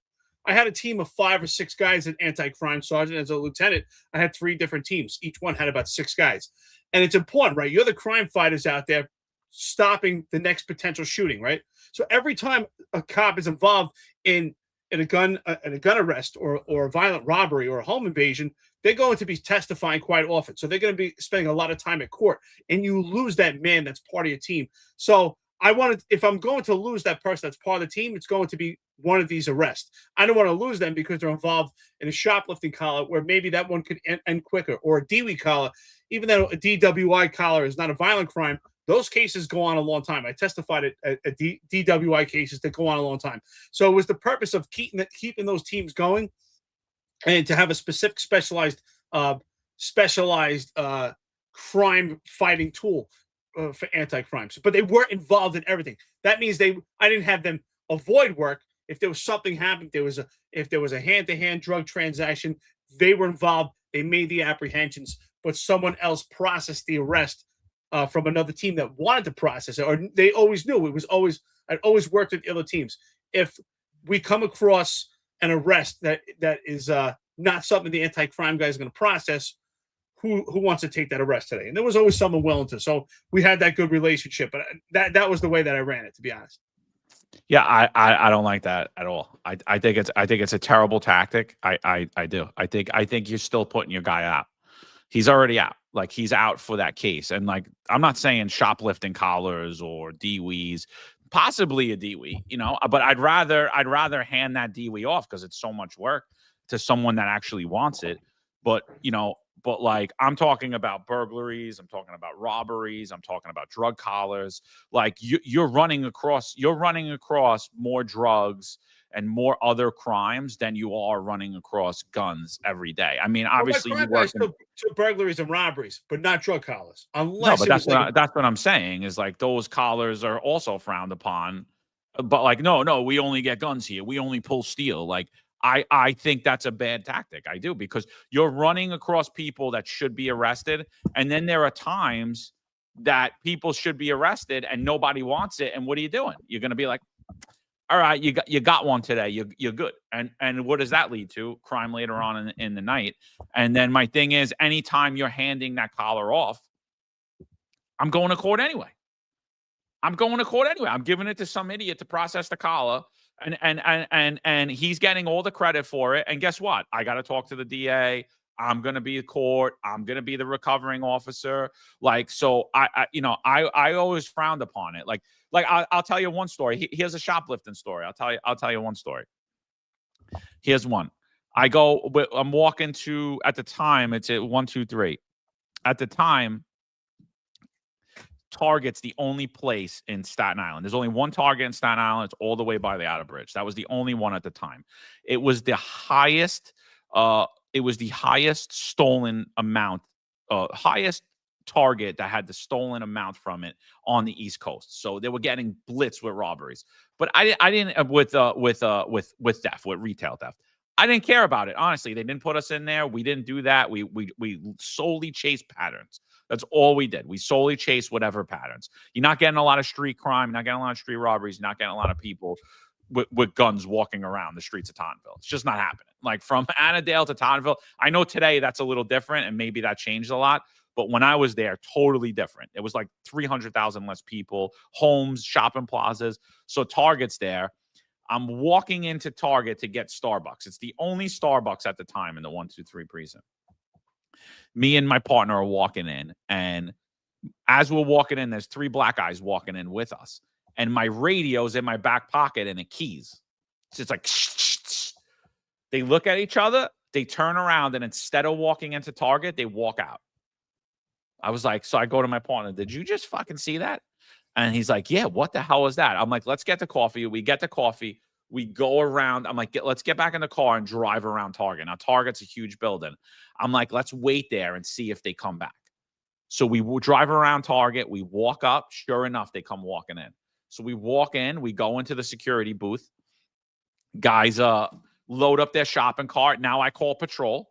I call my boss first off. I'm like, yo, these guys are going to do a hit. Like, check their car out. Like, there's definitely something. These dudes ain't from here or whatever. Check their car out. They go up to the car. Car's got bad tags, got a ton of fucking property in it, all this shit. Anyway, long story short, we go in the booth. They go to, they fill up 3 shopping carts filled with goods. They keep doing dry runs like they're going to run out. Anyway, long story short, they bolt out of the store with all these shopping carts, run to the car. We apprehend them. Nobody wants that collar. I would have handed that collar off. I had no problem. Shoplifting. Nobody wants that collar. I take the collar. I get nothing but shit for it. I'm like, what was I supposed to do? Let them go? And all 3 of them got jail time because they were all out on warrants. They were all on parole for violent robberies, and they were part of like this whole ring of retail theft. And they're like, oh, that's not a good collar for anti-crime guys. Anti-crime guys can't make that collar. I'm like, so I should have just let him stole, and I should have just let him move on, and I should have just let him go because no one wanted that arrest. Patrol didn't want that arrest. I can't take that because I'm an anti-crime. And I'm like, FYI, that's not a shoplifting collar. That's a pickup arrest, you know? And they all got jail time, but I was like, I got so much shit for that. And I was like, I didn't care. I would do it again tomorrow, and I would have did it again the next day. But that shit always bothered me. I'm like, I should have let the guy go. Like what? Like I should have let 3 perps wanted go, not do anything because anti-crime doesn't take those collars. And I'm like, that's insane. But John, I understand your point of view, but I think that let's compare commands right now. To be fair, if you're doing, you have to tailor it to the command that you're working in. Right? If I was an anti-crime sergeant in 123. Now, the 123 has crime. Every precinct has crime. It's just different types of crime that are on a consistent basis. I wouldn't expect my anti-crime guys to get guns every day. That would be absolutely ridiculous. Well, they can't. Right? Well, they can't. Like, you're not getting guns that. Yeah, no. But in PSA 7, if you're out there, I'm not saying we would have cops take collars often from the teams. But in PSA 7, if you're often getting collars that are not burglaries, or violent robberies or getting firearms, what are you doing?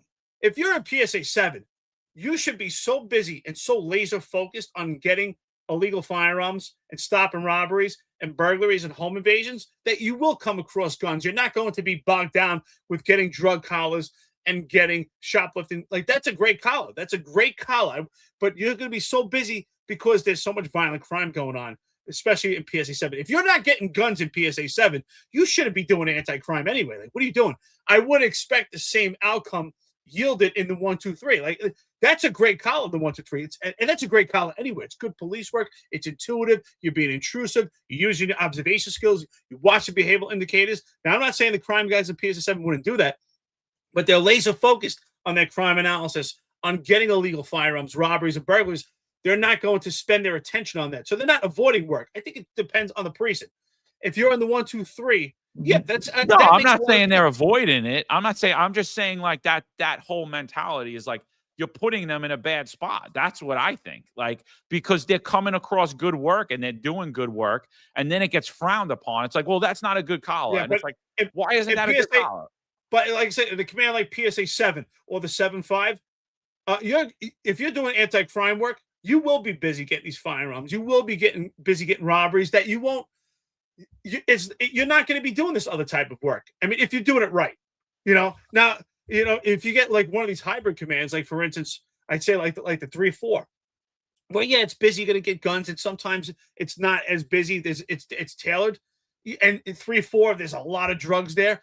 Yeah, if as a crime guy, you might be making a drug arrest there. That makes sense to me.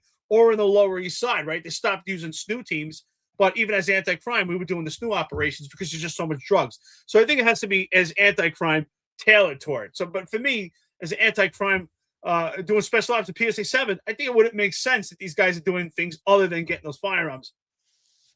I mean, this in my opinion, I don't think there's right and wrong, but I saw it with my own eyes.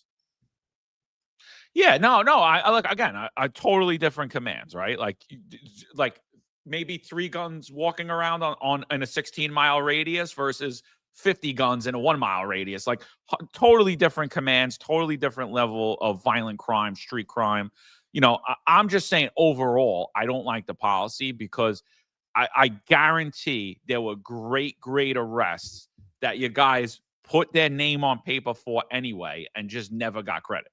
And that's the stuff, like you're going after these shooters and you grab them and he doesn't have a firearm on him, but he's got 50 zips of cocaine. I'm not sorry. That's a great arrest for me. Like, I don't think that's like, I don't think once your name's on paper and like you're the recovering officer, unless you want to give that away, I don't think you should have to give that away. That's my whole point. It's like, because ultimately you're going to court for that anyway. But I also knew, I believe it's the job of the leadership and the supervisor. And all any of my crime guys, if they're watching this right now, they know exactly what I'm talking about. All my crime guys, when they went to the detective bureau for interviews, they skyrocketed by rocket fuel in comparison to their counterparts because their record was guns, burglaries, robberies. It was all anti-crime stuff. So I knew what the job wanted, especially at Comstat, what they wanted for the anti-crime guys. So as their leader, it led them in the right direction. And I knew if they started peppering up their record with drug collars and other types of arrests, that hurts them. So yes, they may not get credit with a particular drug collar, but they get credit in different ways. So it's the job of the leader, the supervisor, to make sure that they get credit in different facets. At least that's how it worked for me. Yeah. No, I get it. I just like I said, I would just never like me, if I had to put a top-down policy, I would definitely have teams focused on things, but I would never be like, you got to hand this off. That's my whole thing. Like that's just because I've just watched it in so many scenarios and had it done to me. And I'm like, at the end of the day, I'm on the phone with the DA anyway. I'm testifying in court anyway. And I didn't get credit for the arrest and I didn't get the overtime for the arrest. And I'm like, it's fucking bullshit. Like, you know what I mean? Listen, you bring up a good point. Listen, I think you bring up a very valid point. I think it's a good point. I mean, if when I was working, if the job, and when I say the job, I would say the leadership was more geared to understanding that for a crime guy, if they said, hey, the crime guy should be, have a 360 wheelhouse, I'd be all for it. But I knew what they were looking for, and I knew what my guys needed to get on the right track, and also what actually stopped crime in that command. So, it worked twofold. No, yeah, and again, like I understand, like if that's what you're bringing in every month, maybe anti-crime's not for you. Maybe like a conditions team's for you. You know what I mean? Like maybe we were in the wrong scenario, but like the one-offs I'm talking about, like you're not, you know what I mean? Like and you know what it is. Like you gotta. But I'm gonna be honest. I won't lie. I would not let my guys. They were involved unless the guy was wanted for homicide. I didn't let them have drug arrests on their record in anti-crime or even criminal trespass, because I knew when they went to the detective squad, it was all 265. It was all one. That pissed me the fuck off. And I'm sure they were pissed about it too, dude. Because but it was the best thing for them. So if anybody, 265 is the penal law for a gun collar. 160 is for robbery. I mean, so listen, you got to help the guys in any way you can. But I get it. If the job transition said, listen, the leadership, his anti-crime team, you could be involved in drug arrest. The only times, they did take drug arrest is when we flip someone and we end up getting a search warrant, whether it was a search warrant at a later time or it was a search warrant that was something that just happened momentarily in real time. Then they took that arrest, obviously, because it's connected to a violent crime. Yeah, and that's the other thing with the drugs. It's like drugs, guns, they're so heavily connected. And then when you flip that, dude, if you get a warrant, what are you getting a warrant for? Most of the time, you're not getting a warrant for drugs unless you're doing buys on the house or whatever. And a lot of people don't want to do that. What are you getting? You're getting a sight warrant for, I saw a gun there. It was there 48 hours ago. It was this. Yeah. And like, you're losing that intel too, because like, no, you got to be out on the street. So you're not debriefing. You know what I mean? It's like, I don't know. Whatever. We could go on that all day long. You go all day, brother. Yeah. Whatever. So, all right, 2.5 hours in. Let's get to the super chats. Anything before we get to the super chats? No. It's good conversation. Yeah. I wonder if any of my guys are watching. Like, yeah, he fucked me out of overtime, and I still had to go to court, and I still got a CCRB. Ain't that the truth? Yeah. So time this. Okay. Let's go. Julio Tavares Vega.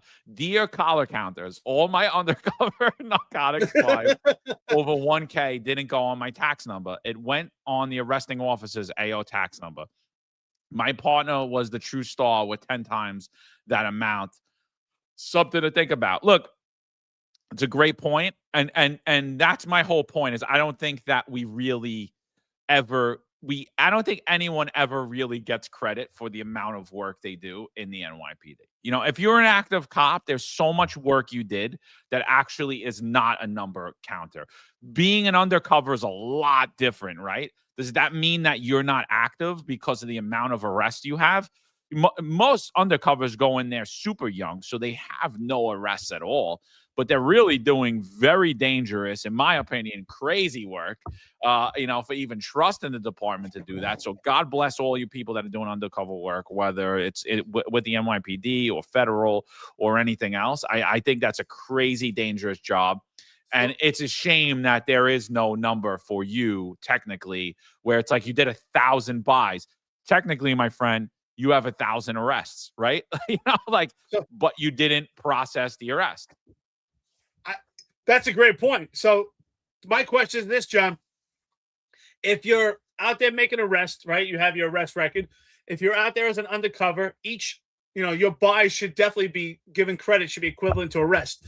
What if you're a driver and you make first grade? Do you get a trip sheet? And for every trip you took the chief somewhere, you get credit for an arrest? Like you just get like a trip sheet. I did 5 drives today. I drove, rhetorically speaking, let's say what if your name was Cass Daughtry and you drove around someone that happened to be Jeffrey Madry and you took him around to specific locations to visit people, maybe women. I don't know.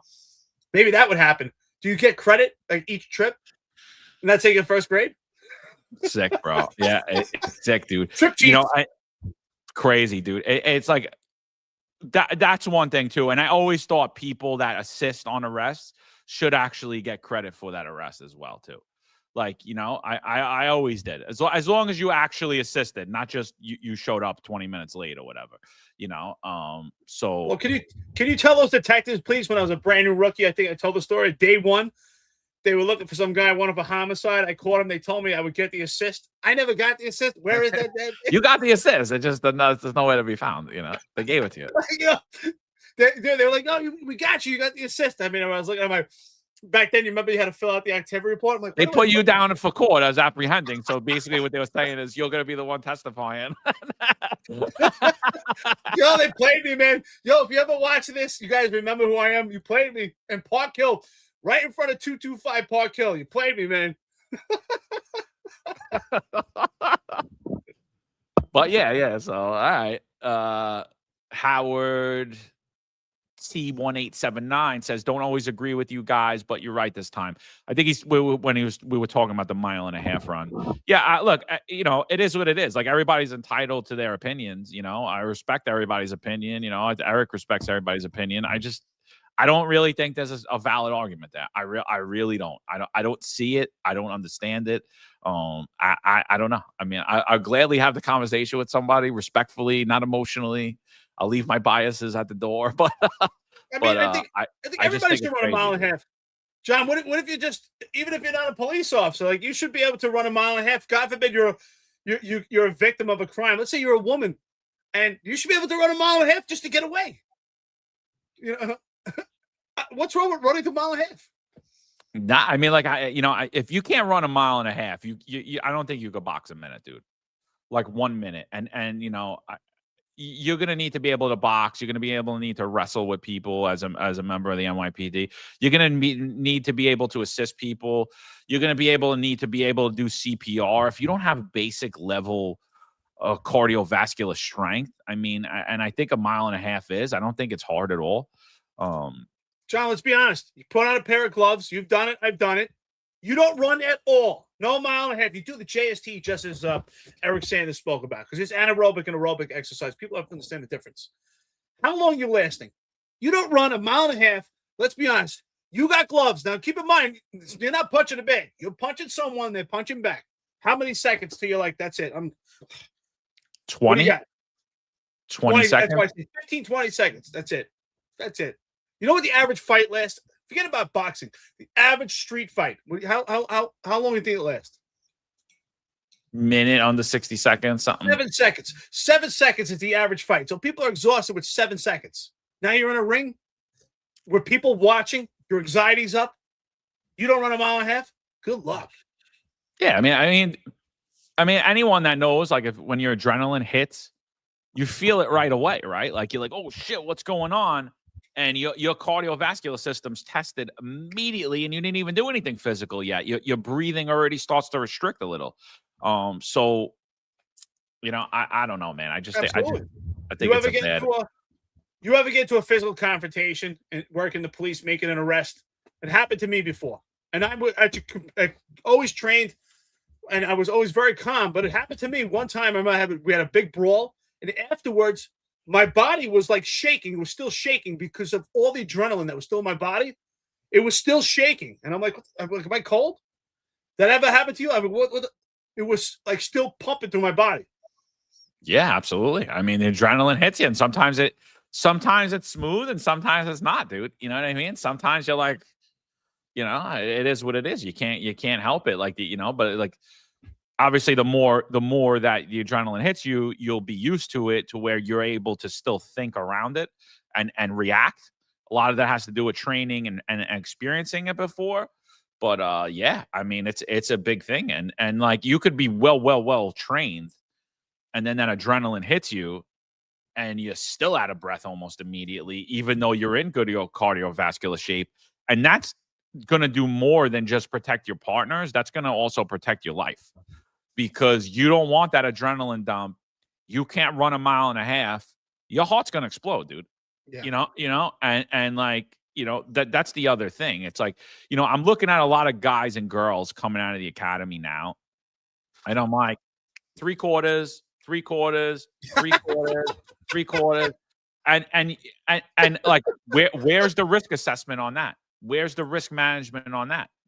It's like they're literally going to get 3/4, whether they do one reaction in the police department, whether they have one interaction, physical interaction in the police department or not, whether they injure themselves or not. Their heart is going to be damaged. They're not going to be able to do police work. I'm like, and we're going to assume it's because of police work. And I don't think that assumption should be there when you're 21 years old, you're 23 years old. I'm sorry, even if you're in your 30s, like you should be able to run 1.5 miles. Like this isn't hard. 40s, you should be able to run 1.5 miles. And if you can't, you honestly have no business putting that uniform on. Like be humble enough to be like, you know what? I really am a danger to myself and others. Like, be humble enough to understand that. I don't understand it. I really don't. think you're right. I don't even think of an argument. I think being out of shape. I used to say that that's my opinion. I hope I don't offend anybody, but I believe that when you're in the police department or military and you're in a job where physical fitness is important to actually, that's part of like saving lives. I think if you don't stay in shape, it's selfish. It's some people, you don't have time. Well, I think it's selfish that you don't find time because you're working with your partner. Your partner depends on you, right? That partner, you're working with someone. They depend on you. That God forbid something happens, that you are in shape, that you're not going to be out of breath to help them, right? Those people at the top of the steps in housing. So if you're working right now in the police department, they're fighting with someone. They're depending on you to get there and help them. But if you get to the top floor and you're out of breath, right? Fatigue brings out the coward in all of us, right? Vince Lombardi said it best. If you get to the top and you can't raise your arms anymore, you're exhausted. Your cardio is out. You're no use anymore. So I think it's selfish, in my opinion, that you're not staying in shape. Also, I'm curious about this. If we're talking about physical fitness being racially biased, at some point, is it going to be gender biased too? Is it going to be bias against sexual orientation? Like if you're straight, you shouldn't have to run 1.5 miles, or if you're gay, you shouldn't have to run 1.5 miles. It just doesn't make sense. And that's why I'm making this, not making fun of anyone who's gay, but it's just laughable. It's absolutely laughable. Who cares what you look like or who you screw? If you can run, you can run. That's it. Yeah. And Beauty in the Struggle says a lot of recruits get injured in the academy, I think now more than ever. I mean, I don't know that that's true. I'd like to see that. I mean, if that could show something. I think what's even more important is to show how injured they are, how what's their sick record and their injury level compared to when the 1.5 mile run was instituted, right? So Mikey, I'm not even commenting on you. Like, was there a lot of adrenaline dumping in the detail that you were in? Yeah, I was in a detail in the last 3 years of my career. There was a lot of adrenaline, when I would train for boxing. I'm still open. My cardiovascular system is not great. I could still run 1.5 miles, but COVID really did me in. But I'm still open to doing smokers, Mikey. So, we could do that, we could see how fast my adrenaline will dump immediately, Who is Mikey? Is his face there? Yeah. Mikey what? Mikey Manis. Oh, his face is not even there. Mikey Manis. Yeah. Yeah. I want to see what Mikey Manis looks like. I want to see if Mikey Manis can run 1.5 miles. Mikey, listen, if you're a man, if you got some balls, send a picture here with your shirt off. I want to see if you can run 1 mile. Yeah. Let's say no bra. Jason G6Q 499. He says, "We taken over this bitch. He has been exposed. Just imagine you said this, John, the other way. How is that okay?" Look, I think there's a lot. I think there was a lot in that little segment, and I think I don't think that it looked good, dude. I really don't. I don't think it looked good. I don't think it made me and Eric or Marlon look biased or racist at all. I think it is the exact opposite, and I think it actually. I think they actually, when you really listen to that thing, when you really listen to that clip, talking about why the 1.5 mile run is unnecessary, he literally debunks his own argument. He literally debunks his own argument that it's discriminatory. And I was like, okay, I mean, it doesn't even really need it to be responded to because it kind of spoke for itself, Well, I also think what happens is when you realize that you don't have an argument and that argument falls flat in its face and you've already committed yourself to that argument, you have to try to find ways to weave out of it. That's why that conversation didn't even make sense. It didn't make sense at all. And it just doesn't sound good also. What if we said, rhetorically speaking, we said, well, Rocky Marciano was beating black guys. I mean, that sounds pretty bad, but it's okay to say Jack Johnson's beating white guys. Why didn't he say Jack Johnson was beating his opponents? I think opponents would be more of a appropriate statement than beating up white guys. I mean, that to me that sounds more biased than saying opponents. No, yeah, there's a real disdain there. You know, I don't know what happened to him when he's a kid. I don't know how he grew up, but like, it ain't from us, brother. That's all I got. So, Did he grow up? Maybe grew up in the 1, 2, 3. Yeah. I don't know. Bensonhurst wasn't as a racist as a place as the news made it out to be in the 80s. I'll tell you that. NYPD 8311 says 1.5 miles bare minimum. You stay in shape on the job to stay alive. You stay in shape in retirement to collect as long as possible. Yeah, absolutely. TC says it here. He says, I'm in my 40s. I run 3 miles 5 times a week, and I'm retired. You know, that's awesome. I mean, God bless you. Yeah, I mean, I think it's important. You know, I work out every day. Like, I'm retired. I work out every day. Eric works out every day. Like, every day. I think it's important, you know. I think it's important. And does that mean that we're going to live forever? No, but like, at least we're trying, you know. At least you want to live forever. Yeah. No, you know, listen, I think that's right. You should have quality of life. You know, I want to feel at this point, like, you know, when my daughter wants to play, that forget about police department stuff, just your own family. You know, she wants me to carry her and all the time and put her on my shoulders. If you're out of shape and you're out of breath, you know what? You can't be a good father. So if anything, stay in shape just to be a good parent. So you can be involved with your kids, especially if you have little kids. You know, the TC, you're in your 40s and out there running. That's awesome. Just keep doing it, man. Keep doing it. I'm amazed, man, when I go to, I don't go to the gym often for weights, but sometimes I do. I'm more into jiu-jitsu. But when I see someone like in their 70s and their 80s and they're working out, man, I'm like, that is awesome. I always go up to them like, I just want to let you know, I think that's super cool. I hope I can do as good as you. And that is a testament, man. That's someone, you know what? You don't even have to know that person. And I say to myself, they're probably someone who did well in their lives, who was committed, you know, like, it says a lot about you. Yeah, dude. You know, like, I hate when I run into like my friends or whatever, we're at a beach, we're on vacation, whatever. And like, I'm like, yo, you want to throw a football or something? Nah, I can't throw a football anymore on my shoulder. And I'm like, so what are you doing to like fix that? Like, what do you mean you can't throw a football? You know what I mean? I could probably throw a football better now than when I was younger, you know? And like I like that's important to me too, is that like I'm able to like teach my kids how to exercise. I'm able to do stuff like that with them too. I think that's more important than anything, than how you look or how the world perceives you or anything else like that. My good friend, he does jujitsu too. He's a big jujitsu guy. He's always getting injured. Like he's always hurt. And when he was 43, he like tore his rotator cuff or something. I forget what it was, but he had a shoulder injury. He had a bad shoulder injury, and he was unable to do pull-ups. Right. And so basically he goes to the doctor, and the doctor's like, well, you know, look, you're 43 years old.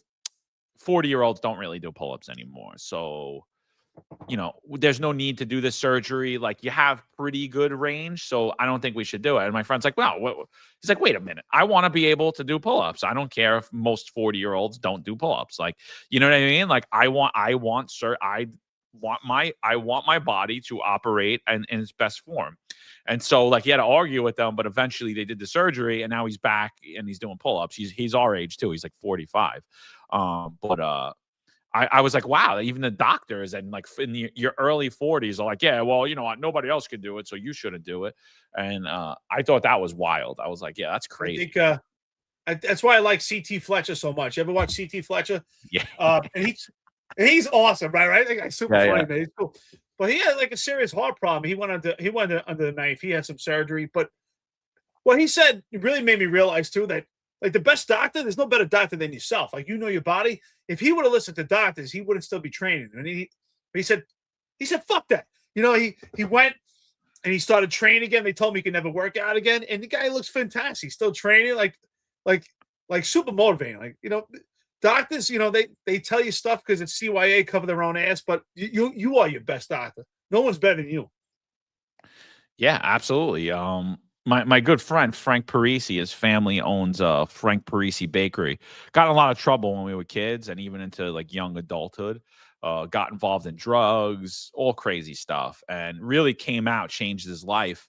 But after he changed his life, but the one thing that kept him, I think, alive was he was always into like physical fitness, weightlifting, eating right, even through like his addiction. But when he turned his life around and he like gave his life to God and really devoted himself to his family and to becoming a better man and a better father and all that, he had his heart failed him. So, but he was in such good shape that they actually gave this kid a heart transplant at 43 years old. He got a heart transplant. He's a motivational speaker now. Check him out. He's on Instagram, Frank Parisi, just like Parisi Bakery. He's on Facebook. He's like a motivational speaker. He wrote a book about his life. Really, and it was like physical fitness that kept him alive through his addiction. And then it was even able to get him to get the heart transplant, and now to able to have a quality of life as a transplant recipient. Because if you look at him now, you wouldn't know. I mean, the kid's ripped. He's shredded. He's got muscles. He's in really great shape. He's obviously not in good a shape as he was prior to that surgery, but I guarantee he's in better shape than 99% of America. It's real motivating to watch that. So check him out, Frank. Dude, look at George Misfit, right? He retired, still doing the key, but training. It looks fantastic. It looks like, I'm sure women will probably want to throw dollar bills at him. So who made this comment here? I'm with you, Chronicles. Chronicles makes a great comment. I agree. About mobility, flexibility. I don't know where the comment went, but Chronicles talk about being mobile and that how important it is to be flexible. Yeah, I think that's important too.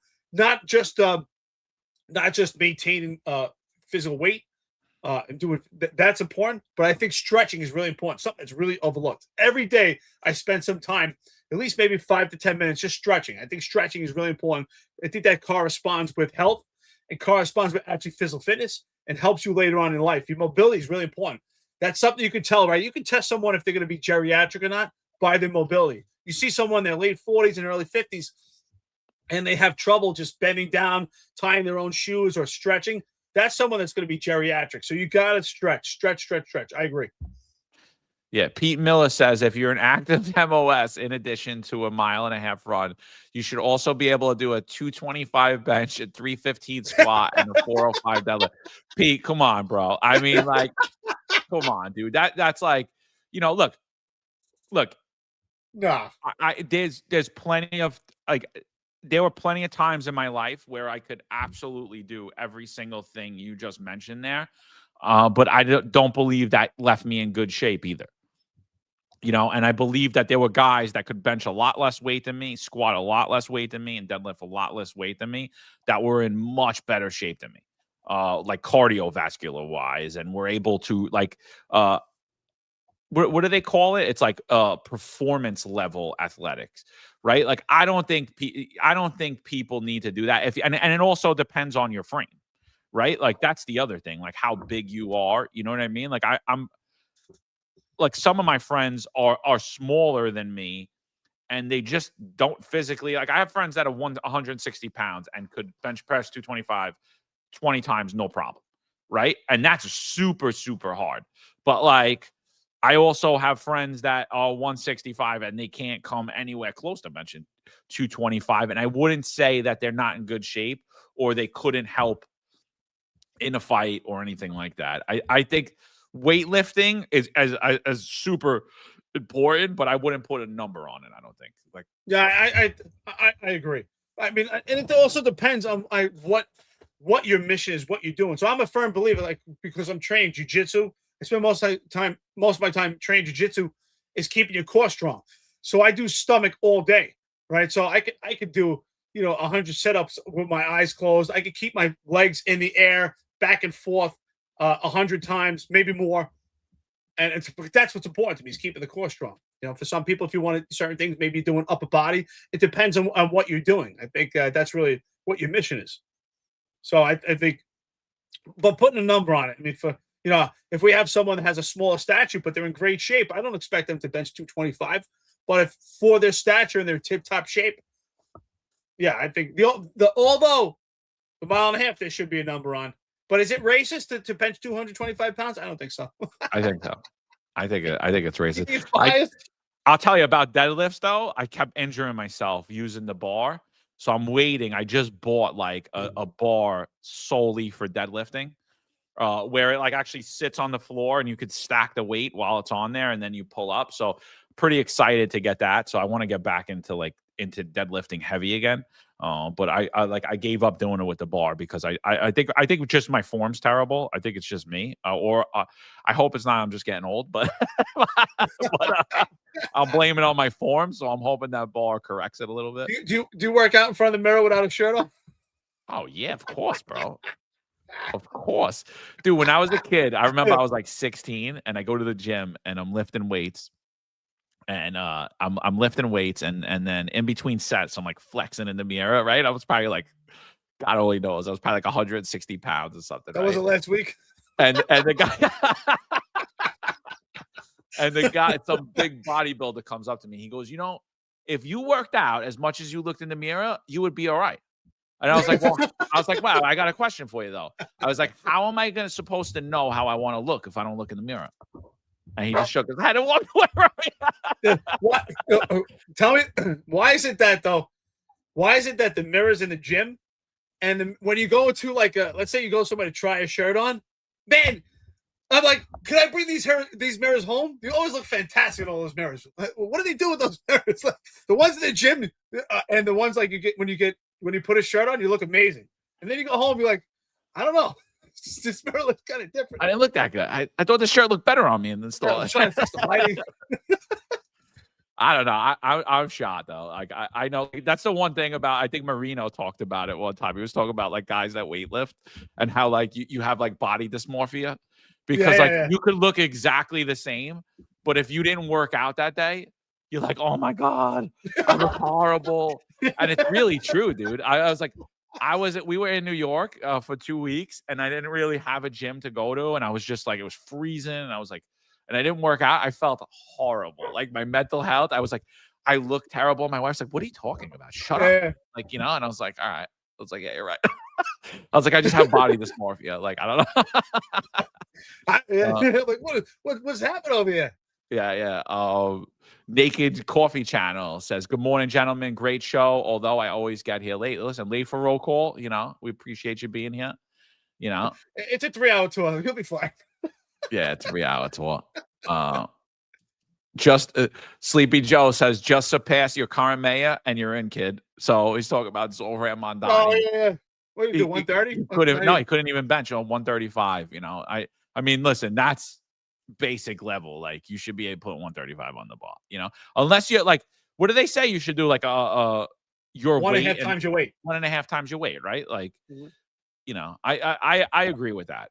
But I'd honestly rather a dude that could run 1.5 miles than could bench the weight. Because I don't think you're effective if you can't. Same thing for boxing, dude. Like, you know how many big bodybuilders get their ass kicked? Like, you put them in a ring with a UFC guy or a 130-pound Brazilian jiu-jitsu guy, they're getting their ass kicked. Like, it doesn't mean you can fight because you got big muscles, I'm just hearing like Bernie Mac's voice. I could see like someone lifting, because now everything's racist. And the bar's like, yeah, I hate me because I'm black. Like I hate my bar because it's black. Yeah. This is ridiculous. I listen, I worked with black guys, white guys, Spanish guys. Some were fit, some weren't. It's person to person. I don't think like where does race fall into like how talented you could be? I mean, we do see in basketball that basketball and football that happens to play out where we see it's more predominantly black. It's black people take better to basketball and football, but come on, 1.5 miles, it's not racist. Lifting weights, it's not racist. This whole thing is just ridiculous. Honestly, all black people should be insulted. Like, come on, I can go run 1.5 miles. This is crazy. How is it biased? Like if I was black right now, I would be pissed at this lawsuit. I want to run 1.5 miles. I want to show I could do it too. Yeah. I mean, I don't know. I don't think weightlifting's racist. What is racist at this point? Like, what is it? Yeah, I don't know. What is it? I don't know. Beauty in the struggles. This is a weird comment that I just want to. So last night I got tagged in a post about Mike Smith, And it was in some like weirdo's channel about frauds and people pretending to be cops and like all this shit. And they put a picture of Mike Smith in there saying like that he's not a cop and he's a security guard posing as a cop. Like, let's get something straight here. Mike Smith was the police, served Legit. over 20 years in the NYPD. I don't get where that comes from, Beauty and the Struggle. Where's Mike's Allied Universal Smith? Like whoever gave that picture to that whoever runs that fake whatever that is, that page on Facebook that I never saw ever before up until yesterday. They're a coward, and the person that runs that page is a coward, because what's significantly different about what we do as opposed to what most people do is when we put people on blast, you know who it's coming from. There's no, it's not, oh, this stupid page that we really don't know, or I'm hiding behind this name. No. When I got something to say, I say it. When Eric's got something to say, he says it. When Marlon's got something to say, he says it. Putting people on blast because you want to try to get back at them is absolutely ridiculous. 100% support Mike Smith, and he's definitely more of a cop than whoever ran that page or whoever gave his name to him like a coward. Oh, yeah. First of all, clearly they have no idea who Mike is. That's ridiculous. Mike was a cop before he was a cop. Mike was a cop from day one to the day he left, and he still is. I mean, he was legit. He was the real police. So, Mike Smith, if you watch this, brother, enjoy retirement. There's no doubt about it, bro. That's absolutely ridiculous. But, of course, listen, they're hiding from fake names, just like Mikey Manis. Mikey Manis, do me a favor, put up your arrest record, please. I want to see this. Yeah. I want to see what I had a shirt on. Come on already. Let's see what you look like in the gym mirror. Yeah. So you heard it here, folks. Eric Dim is a racist. He did it. Yeah, he told you. So he supports the 1.5 mile run. So there's only one conclusion. There's only one conclusion. Can you imagine? Like next thing, like it comes up and like Dr. Phil, so John and Eric, I know you have some racist issues. Yeah, we believe in the 1.5 mile. Oh. Got a problem. Yeah. We need help. Can I see a psychiatrist, please? I think people should run a 1.5 mile. That's too funny. All right, peoples, let's get out of here. Thanks everybody for joining us today. Appreciate everybody weighing in. We had about 500 people. Do us a favor, if you haven't already, please like, share, and subscribe to us on YouTube. Trying to get the channel to over 100,000. If you're watching this or listening to this later on YouTube, please hit the hype button. Same goes for you guys on audio. Please hit the likes. Please make sure you subscribe. Leave a comment, positive, negative. Really don't care. But just help us move us up in the algorithm. We actually enjoy the negative ones. We used to read them out a lot. I haven't been checking much, but we'll look. But yeah. So wherever you are, do us a favor. Like it, share, subscribe. Appreciate it. We should do that, John. We'll start reading off the coffee and donuts and the shitty comments, like the shitty comment section, because we get a lot of them. But listen, thank you, everyone. Finest Unfiltered. John, if you remember what time the executive perspective is, I heard you say it earlier. I think you got the time right. Yeah. So shout out the executive perspective. Ron and Rob, they'll be on tonight, of course. And yesterday, if you missed it, 10-4 Tavern, always been a great show. Cast the characters, a who's who, cast a guest. So thank you, everyone, and we'll be back Friday as always. Marlon, thank you for participating in the chat, brother. We appreciate it. Marlon is the hardest operation. So everyone, thank you. We appreciate it. Yeah. 5:05 p.m. Eastern time. Check out the executive perspective. That's also 17:05 military time. They're going to be getting in onto police-involved shootings, what goes on behind the scenes. Definitely check out Pete and Tom's episode yesterday. I thought it was a really interesting Pete Gate deep dive into the federal standard for use of force and the federal law. And he gave a lot of tidbits, especially about, Pete travels all over the world and gives seminars on law enforcement. For those of you that don't know, American hero, whistleblower for Fast and Furious. You only know about Operation Fast and Furious because of Pete Forcelli. Wrote the book, The Deadly Path. Make sure you check that book out. But he gave a lot of information about people that he's been around. He talked directly about interactions he had with Lieutenant Byrd, who shot Ashley Babbitt, because they compared the Babbitt scenario to the Renee Good scenario and the different takes in the media and the different takes from politicians. So I thought it was really, really interesting. Oh, and they had Mike Marino on as a guest. definitely go back, check that out. But yeah, I'm looking forward to tonight, Executive Perspective. So that's it, people. Finest Unfiltered. We'll be back at you. There's a handful of retired officers that don't live in the state that have a lot to say about the dream team, as I like to call it. All of a sudden, they retire and have a master plan on how to fight crime, but nothing to contribute when they were here. They want to come back and be part of the dream team. What can I say?